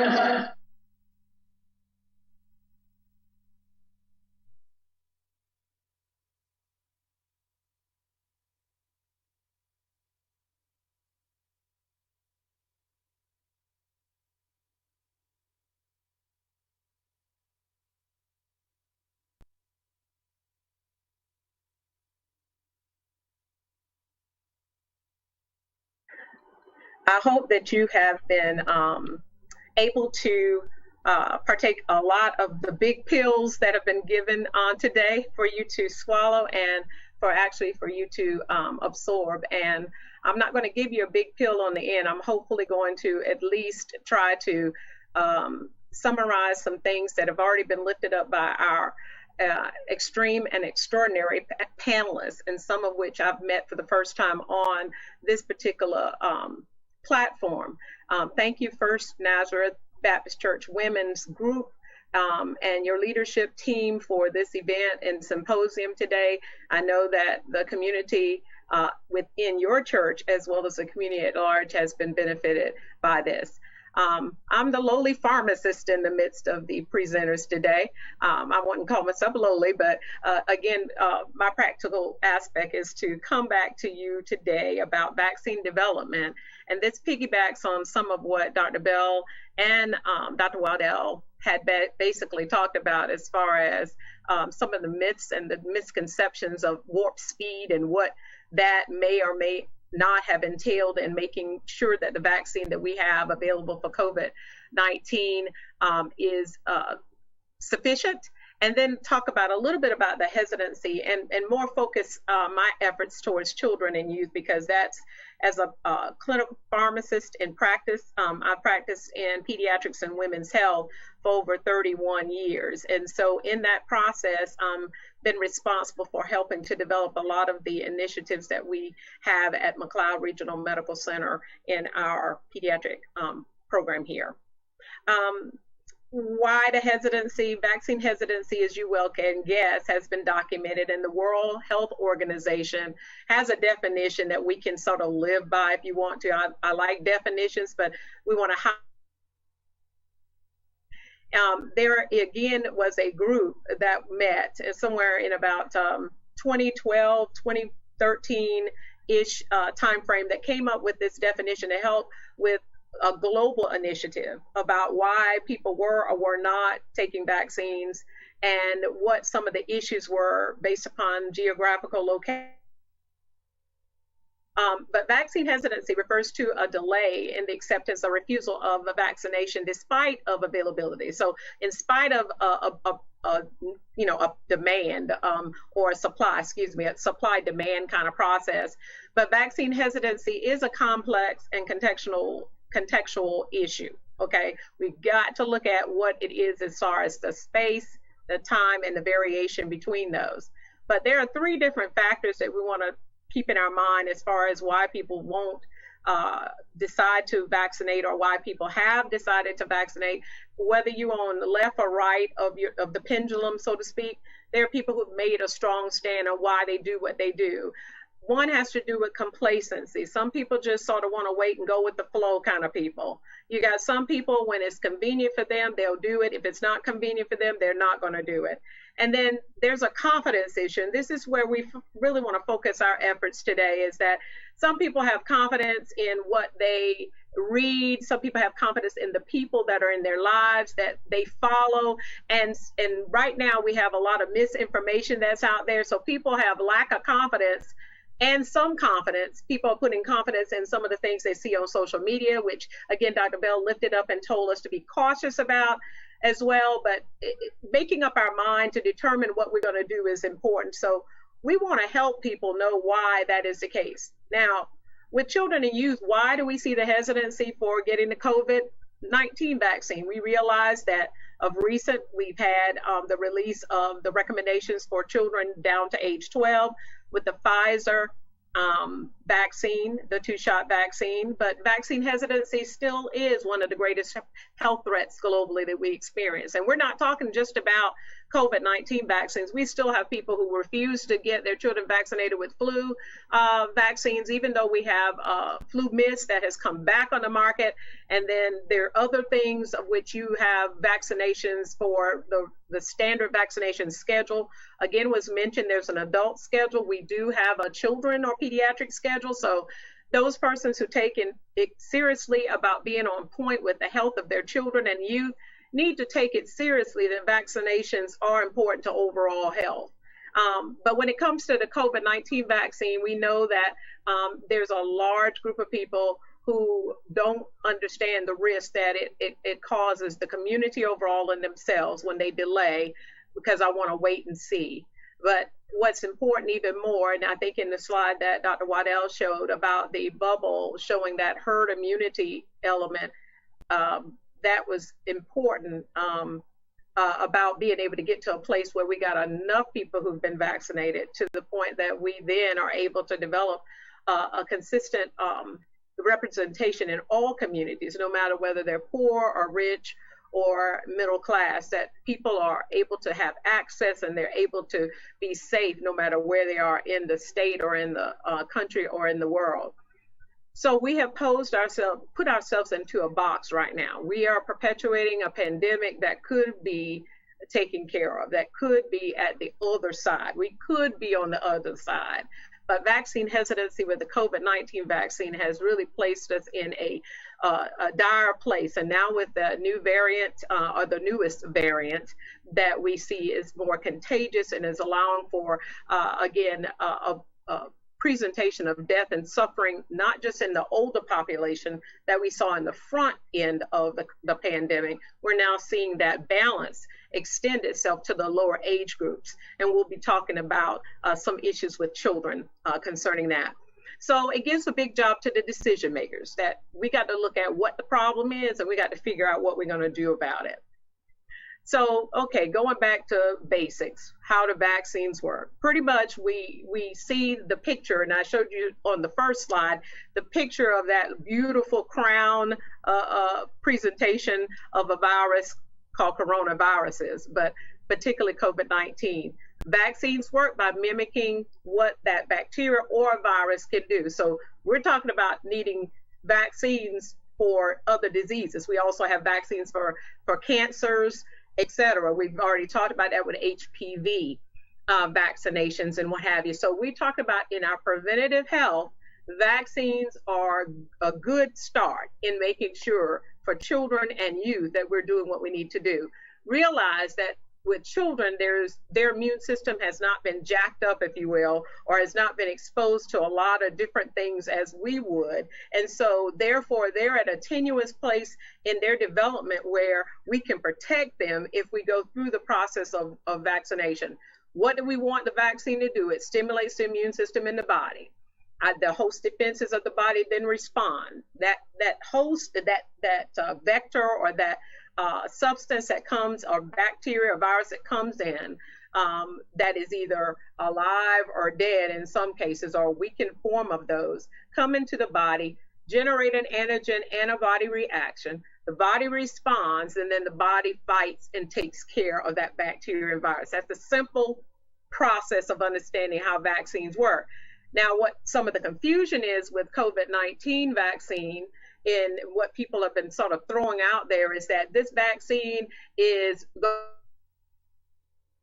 not the truth. There is no evidence that the vaccine that either is an mRNA vaccine, which we'll talk about that in just a moment, versus the viral vector vaccine that Johnson & Johnson vaccine is, they have not and will not be considered able to be integrated into the DNA of a human being. So what's important is the statement at bullet point or arrow point 3, which is some vaccines contain weakened versions of bacteria and viruses. We see this when it comes to the flu shot or other shots. There are some that have that level of mild amounts, and then you see a reaction that's sustained to that, that's expected. But that is not the goal of the vaccine family that has been generated through warp speed vaccination process to help us to be able to fight against COVID-19. So it's important to know what the truth is and then govern yourselves accordingly to that. Continuing on in vaccine development, just briefly, again, this is a complex science, and realize, as was stated by one of our former panelists, it's important to know that we have seen vaccine development for hundreds of years. And we even have seen this in the 1700s when we had smallpox and cowpox is what they were talking about during that time. So we have had vaccine development. So this is not something that we came from prehistoric considerations and had it somewhere in a locked vault somewhere and somebody pulled it out and decided, oh, I'm gonna dust this off and I guess I'll just decide to make a vaccine out of it. Realize the main factor for vaccination development has been what we know has been our process for regular immunizations for babies and children, adolescents, and adults.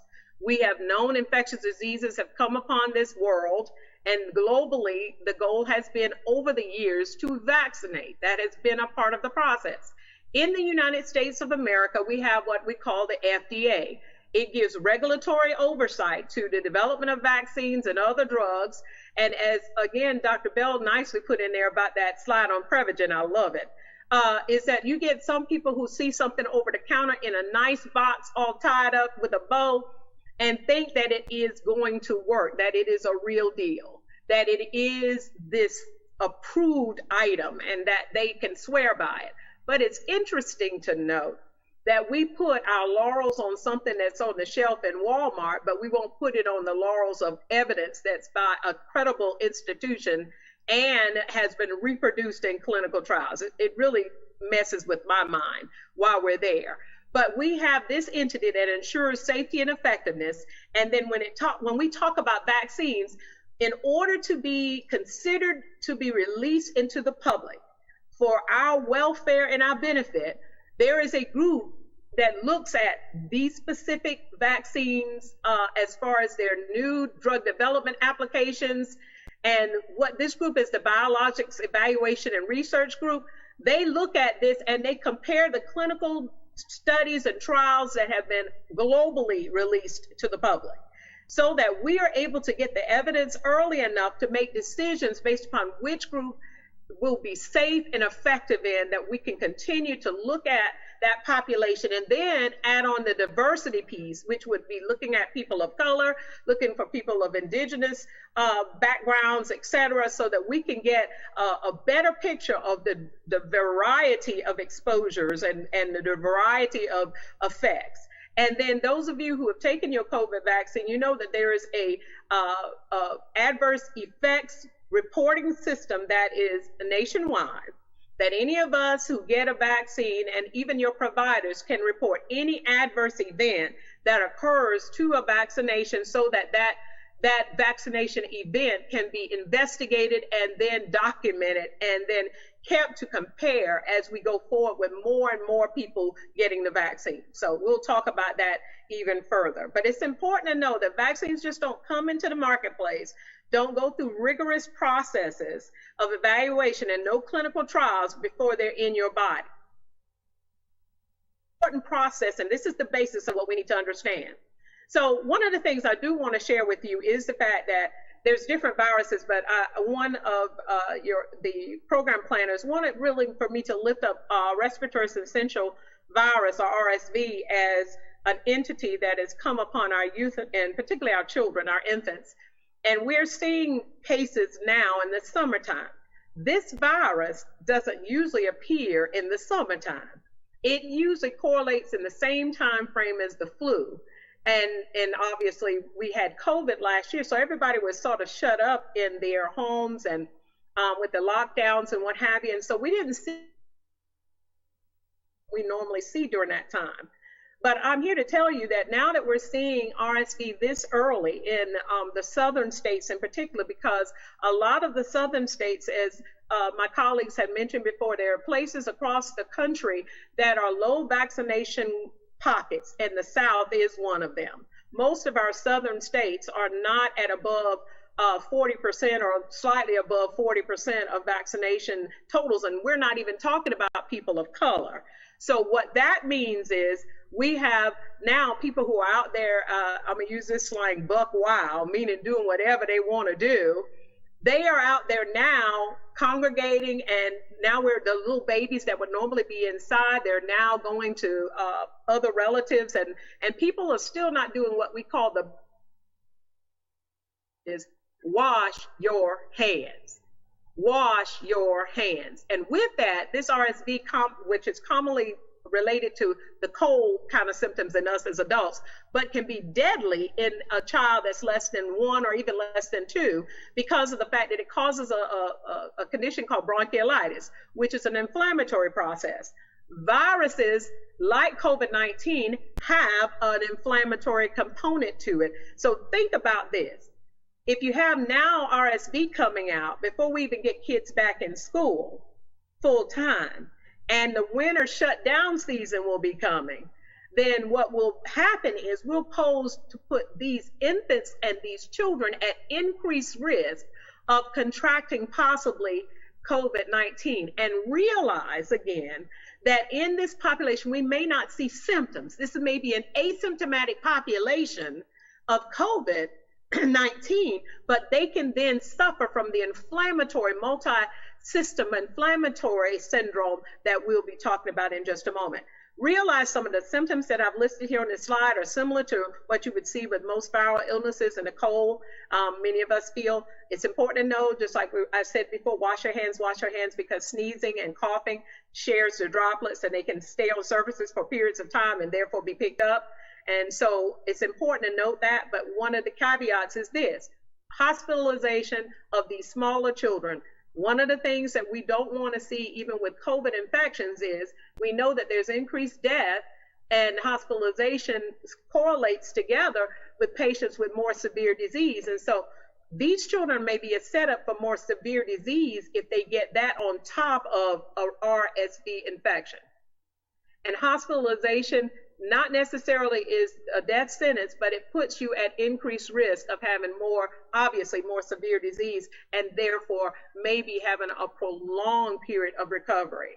We do have a medication that's a monoclonal antibody that's used for premature children that come out into the season of RSV. And now that we have an earlier season this year, we don't really know what that means. So the hospital setting that I work in, we probably will be making some decisions, hopefully with the guidance of the American Academy of Pediatrics, about what that may change and shift in when we do this prophylaxis, if you will, of what we call palivizumab, those of you who like big words and like to pronounce them, or Synergist for the simple-minded ones of us who know the brand name for it as well. So going back to the vaccines and marketplace, this is sort of giving you a schematic just quickly of how a drug goes from research and development all the way to the market. Realize after you get past the preclinical phase 1, 2, and 3, for vaccines, there is a biologics application that's submitted to the FDA. And then therefore, as we were talking about that group that looks at it, they begin to determine whether or not that safety and efficacy data is enough that allows for that vaccine to be there. So again, with Operation Warp Speed, they did not skip any of these steps. Okay, let me say that again. With Operation Warp Speed, those steps were not skipped. what was important, and one other thing I would like to say is, it takes money to go from research and development to the marketplace. And with warp speed, that operation globally, many countries put money into the research and development for many companies and organizations globally. That's why we had more than one vaccine that came to the market. And that's why we had more than one vaccine opportunity that came forth. Here are the vaccines for your understanding as far as COVID vaccines that are available in the United States through emergency use application. Realize that the emergency use application process will over at some time, and I know Dr. Bell could probably address that question even better than me, at some point we will have these drugs going forth for FDA approval. That may be a game changer. The game changer aspect of these becoming fully FDA approved is the fact that they're free now, but we don't know how free they're going to continue to be for those who are sitting on the couch waiting to see what happens and whether they should get theirs. Okay, so it's important to make up your mind based upon the evidence and based upon the safety and efficacy data that we have at least illustrated here today for you, that has important weight in your decision making for you and your family. Of the 2 mRNA vaccines that you see listed, Pfizer is the only one at this point that has indication for children 12 and above. Moderna and Johnson & Johnson have indication for children or persons who are 18 years or older and above. So it's important to still see that young adults, we want to include them in this conversation, still need to consider that. Now, I'm going to say MIS-C because that saying multi-system inflammatory syndrome may get me tongue-tied, and I'm trying to speed up because I know we're limited in time at this point. But I want you to just understand that this is the complication that's associated with children. This is what we're seeing that is happening with children. And people were saying, well, children are okay, their immune systems are robust, they'll be all right. Well, we realize that some children had COVID infection that may have been asymptomatic or may have been exposed to people who had COVID, and these children are coming up with this disorder. It's an inflammatory syndrome that was mentioned by one of my colleagues, again, concerning multiple systems in your body that are affected. The heart, the lungs, the kidneys, the brain, the skin, eyes, and GI tract are the main areas that are involved. And what happens is, we don't quite know the mechanism, but what's important is about the exposure. So knowing that children are going to be together, knowing that children going places, know that children may not present with the symptoms that maybe some of us would outright. They may not have the fever, they may not have the stomach ache and whatever, or throwing up or diarrhea. They may not have joint pain. They may not have this, that, and the other. But it's important to know that this is a serious and potentially deadly entity. It occurs and it is an emergency. So in the emergent aspect, you can see the treatments here are heavy duty treatments. These are treatments we use for other conditions and disorders that include respiratory, include cardiac or cardiovascular, because we put you on a ventilator in some cases. And then we also have to do this major event for some smaller babies called extracorporeal membranous oxygenation. Big word to say ECMO. And that is only available at certain institutions. So if you came to my little house at McLeod, we can't do it here. So that's important to know that when you have a life event, for serious life events such as this for a small child, that you want to be able to get them where they need to go quickly. They can't come down to every country hospital and get this kind of treatment. So that's why we need to take this seriously. Well, just some graphics just quickly. Just note that this MIS-C syndrome, if you will, is occurring in the state of South Carolina. I just wanted to show you just an idea about where the major, largest group of population of cases. There's been 46 thus far documented in the Midlands, and so they're leading the pack, if you will. But realize the PD, when you saw Dr. Bell's slide, when she had those circles and areas of poverty and areas where there is a likelihood of less access to care and whatever, the PD is rising up in that number, my area, where I live. And so just realize that across the state, there's an impact of this occurring. Maybe the numbers look small for now, but we realize we need to pay attention to this. So what kind of symptoms do we see? We usually see fever along with some of the other symptoms you see with regular COVID infections. But it's important to pay attention to a couple of caveats that I've seen in my practice in an ICU setting. The abdominal GI nausea and vomiting stuff and abdominal pain, making you think that you may have an appendicitis kind of presentation I've seen in some of our patients. Headache has been we've had rash. Rash is a key piece there, and it also simulates and aligns itself with another disorder called Kawasaki's. And so we have to definitely tease out the algorithm of treatment to make sure we're doing the right thing for these patients. I want to show you just a few more slides briefly of the population that's affected by MIS-C. We can see in this particular depiction that the non-Latino Blacks and the Latino Hispanic groups are the highest populations of which this represents. We're the lesser in the total population in South Carolina, but think about it overall. 60% of the population with MIS-C are our children. Also look by sex. Males, 40%. So we're seeing more boys. Age range, we're seeing between the 5 to 14-year-old groups being the highest population with a median age of 9 years of age. So why should we vaccinate? I think it's pretty self-explanatory based upon some of the things we talked about with hesitancy, by some of the myths and the things that are out there that are confounding the process. It's understanding what you need to do to protect your children and for them to be protected. For you to protect your children and for them to be protected. There are clinical trials that have been seen post phase 4 of that arrow that I showed you of research and development all the way down. Then we got the data enough to then allow for Pfizer to get emergency use authorization for 12 to 15-year-olds. So that actually pushed the bucket to open up down to age 12. Now, I underline no safety concerns because I want to show you a couple of things that are there.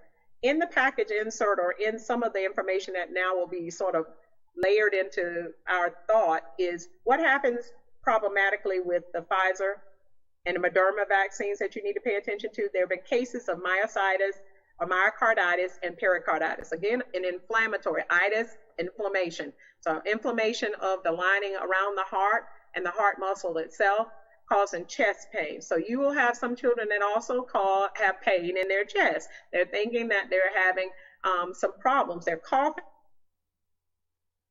chest pain. So we've had a couple of children that have come in like that.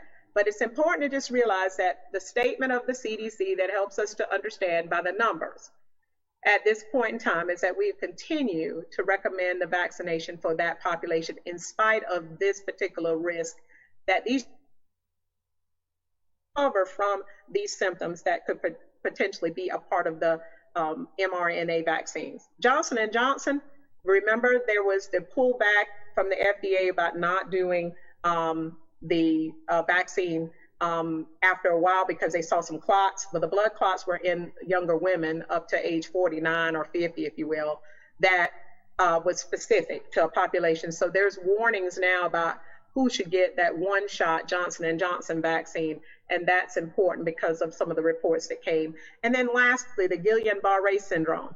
Guillain-Barré syndrome is a neurologic disorder, but that particular syndrome is in most vaccinations. If you go through looking at most of the immunizations that are on the market, that even us as adults take as a part of our adult vaccination regimen or schedule, it's important to know that any of them can cause a neurologic process. And so that's a new added feature of safety that we need to be aware of. Efficacy, I think everybody is pretty clear. The two bubbles at the top sort of show us Moderna and Pfizer's vaccines are over 90% efficacy with 2 doses. Now, fully immunized mean 2 doses of those two. Fully immunized of the Johnson & Johnson is 1 dose, and 2 weeks afterward, you're fully immunized. 2 doses of the other 2 weeks after, fully immunized, fully vaccinated. So remember, people being partially vaccinated, getting only 1, that doesn't put you in this bubble at the top, doesn't make you feel so good. But it should make you feel good, those of you who are older who see the shingles vaccine, how efficacious that vaccine is. So we're encouraging you, if you hadn't gotten your shingles shot and you're 50 and older, you need to go and get it. But anyway, you can talk to me about that later. So what are our takeaways? I think it's pretty straightforward. The children between 5 and 13, median age 9, 60% of children in our population, Hispanic and non-Black Hispanics, are reported with cases of MIS-C. We know that these children have possibly been exposed to or have had COVID weeks prior to the onset of symptoms of MIS-C. And we know that, again, about 2/3 almost are males. So it's important to know that at this point in time, we do not have any data about long haul or post-COVID children, but realize what I've seen in the hospital setting, we've seen some children having some initial renal failure issues and recovery and some cardiac issues, looking like some early heart failure. But we don't know what pediatric long haulers will be. But my encouraging word to you is vaccinate, vaccinate, vaccinate, protect our children.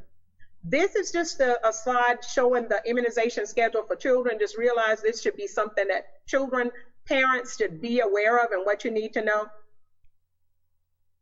Section that sort of is a statement about the COVID-19 vaccination should be a part of that. And again, Dr. Bell listed out the vaccination series and schedule and talked about the adult part. What do we know about school? I think those of you who know that school's about to start back, some schools are starting back the 1st, August the 2nd, before year-round school, so be prepared for that. Some children can go ahead. If they're 12 and older, you need to get them vaccinated. But be aware that when sick children occur, we got to take sick children issues to heart.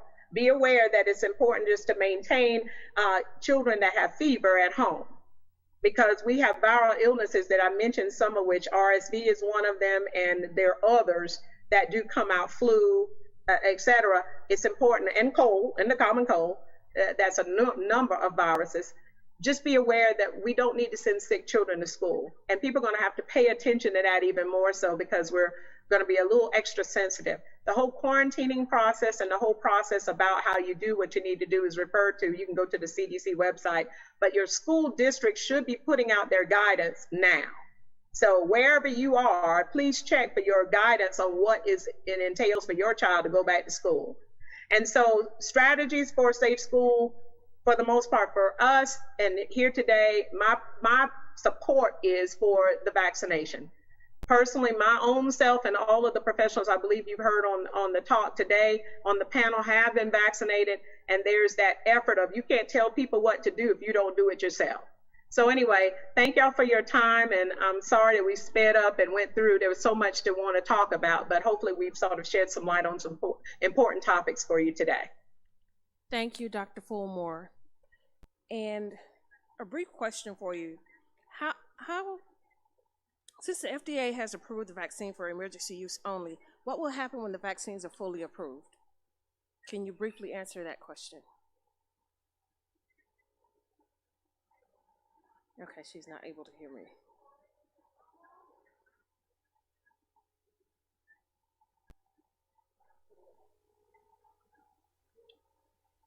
Yes, oh my gosh, Cora, look at you. Dr. Fulmore.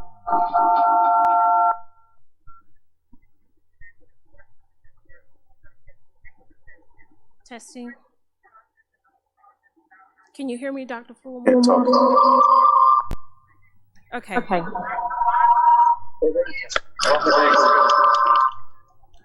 Again, we apologize for our technical difficulties. I'm going to give you the answers for the trivia questions.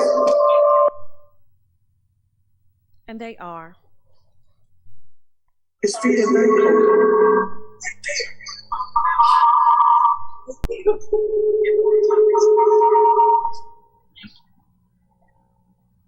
I don't have anything going on.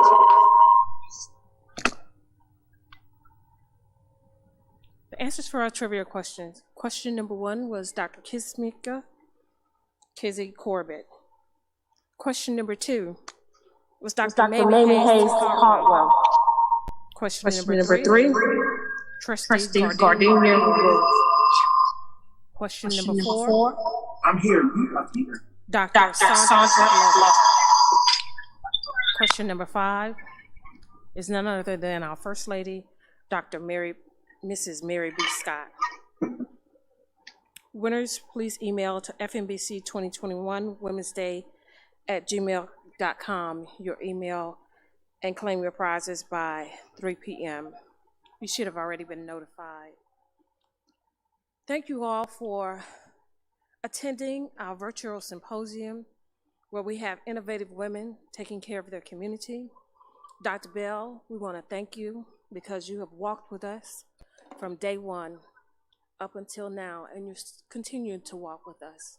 Dr. Waddell, we want to thank you for all of the information that you provided to us as we were able to have resources to go to and understand what is needed to take care of this virus in our community. Dr. Besseloon, thank you for keeping us centered in everything that you do. You will always be a part of First Nazareth. And thank you, Dr. Fulmore, for providing parents with information that is needed in order to take care of their children on a daily basis and not ignore the persistent cough that they may be experiencing. At this time, I would like to turn the program over to our Women's Day 2021 Women's Day Symposium Chair,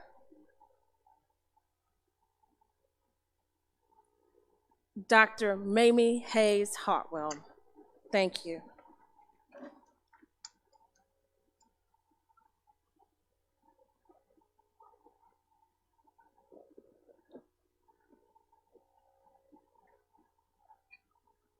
Colossians chapter 3, verse 23 through 24 tells us, "And whatsoever ye do, do it heartily, as to the Lord, and not unto men, knowing that of the Lord ye shall receive the reward of the inheritance, for ye serve the Lord Christ." Oh my goodness. Innovative women taking care of their community during a pandemic. Wow, what an amazing program and day we've had. Despite any technical difficulties, to God be the glory, but God. Now, this virtual symposium was absolutely awesome. Oh my, very thoughtful, informative, timely information sharing on today. It is my happy pleasure to extend my personal thanks and gratitude to these professional panelists that we had today. I mean, it can't get any better than having our very own South Carolina epidemiologist that has championed this entire state, Dr. Linda Bell. My dear sweet soror and friend, Chief Medical Officer for the CDC for this state, Dr. Lisa Waddell. Oh, one of First Nazareth's very own, Dr. Leslie Besseloon, our special friend and clinical psychologist. And I am indeed happy that we had none other than Dr. Evelyn Fulmore, pharmacist. My God, powerful women, innovative women, sharing good information that we all can take and use throughout this community and within our church family and personal families. Ladies of the panelists, you all are rock stars. Simply rock stars. And we thank you for providing us a toolkit of information that we can take away on this day. Now, I understand we're over the time constraints, but we're going to move forward and just simply say thank you so much to this virtual symposium committee, the two vice chairs, Robbie Diamond and Sarah Gaye. Ladies, in the military we would say, atta girl, simply meaning you all have done a job well done. So I salute the both of you and thank you so much. Not just the two of you, but your entire virtual symposium committee, because I know we have folks working behind the scenes to help pull it all together, along with the health ministry, for how you all have certainly, with your due diligence, worked together to bring this event to fruition. So I'm grateful for you all. Now, I tell you what, we can't do anything unless we say, thank you, Miss JP. Thank you, Mr. Matthew. Thank you, Corey. Thank you, Lillian, and all the other technology and media personnel. Thank you so very much. Thank you kindly for all that you've done to help bring this thing together. Because despite any technical problems that we may have had, you know, this information that's been shared with us is absolutely fabulous. I'm telling you. Okay, very good. I'm understanding that you all may not have heard some of what I stated earlier, but I certainly wanted to just simply say thank you to our South Carolina epidemiologist, Dr. Linda Bell, and I certainly wanted to say thank you so much to my sweet soror and friend, Dr. Lisa Waddell, our Chief Medical Officer for the state of South Carolina with CDC, Dr. Leslie Besseloon. She's one of First Nazareth's very own. We love her and adore her. Outstanding clinical psychologist. The information was so timely. And Dr. Evelyn Fulmore, pharmacist. We appreciate you ladies so much. You are powerful and innovative women taking care of not just your community, but our community. And for that, I say you all are certainly rock stars. Thank you again for everything that you brought to us today. Now, I could not go any further if I not say a special thank you to the virtual symposium committee, most especially to the two vice chairs, Robbie Diamond and Sarah Gaye. You ladies, as I would say, and we would say in the military, at a girl. At a girl. And that simply means outstanding job well done.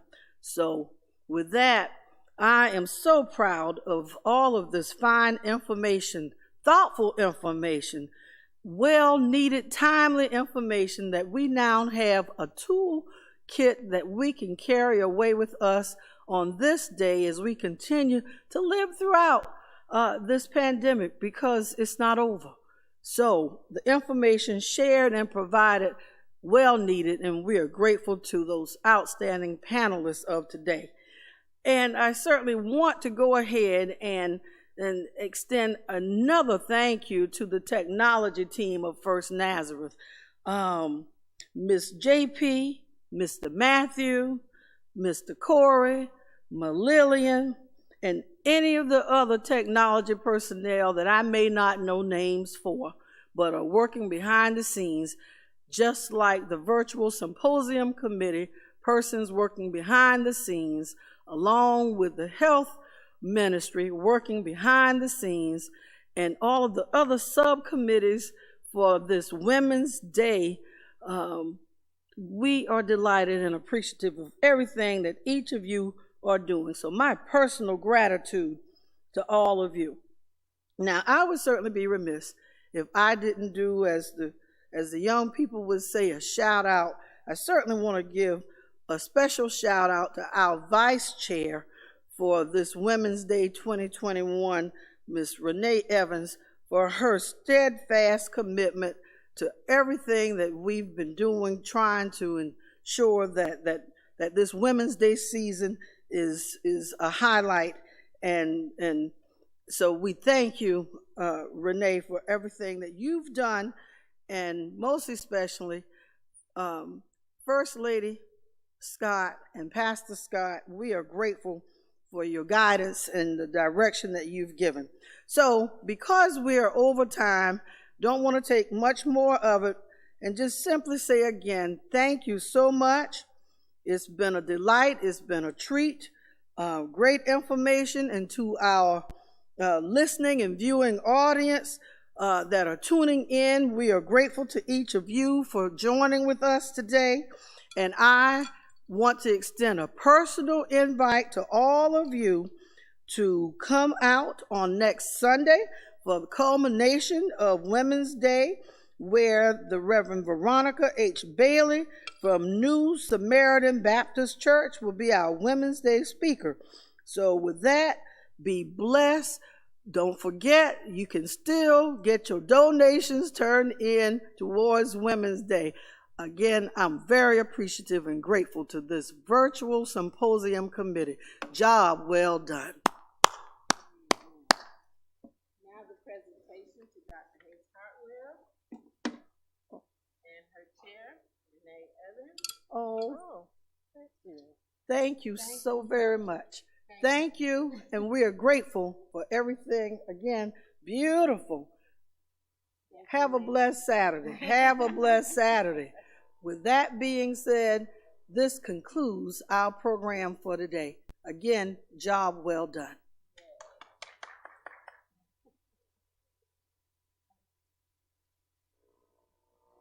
Thank you, ladies. Thank you. And I hope that Take your mask off for y'all. Take your mask off for y'all. You don't realize it wrong. So it don't.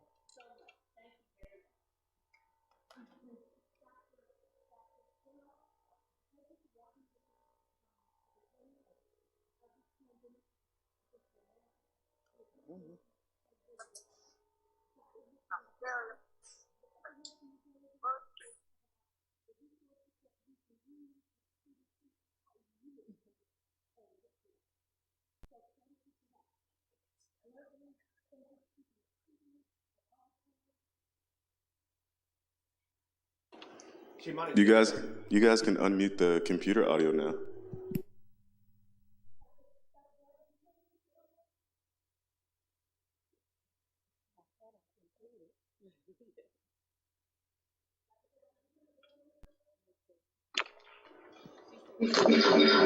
No, I'm sorry, I didn't hear you. They can just. All right.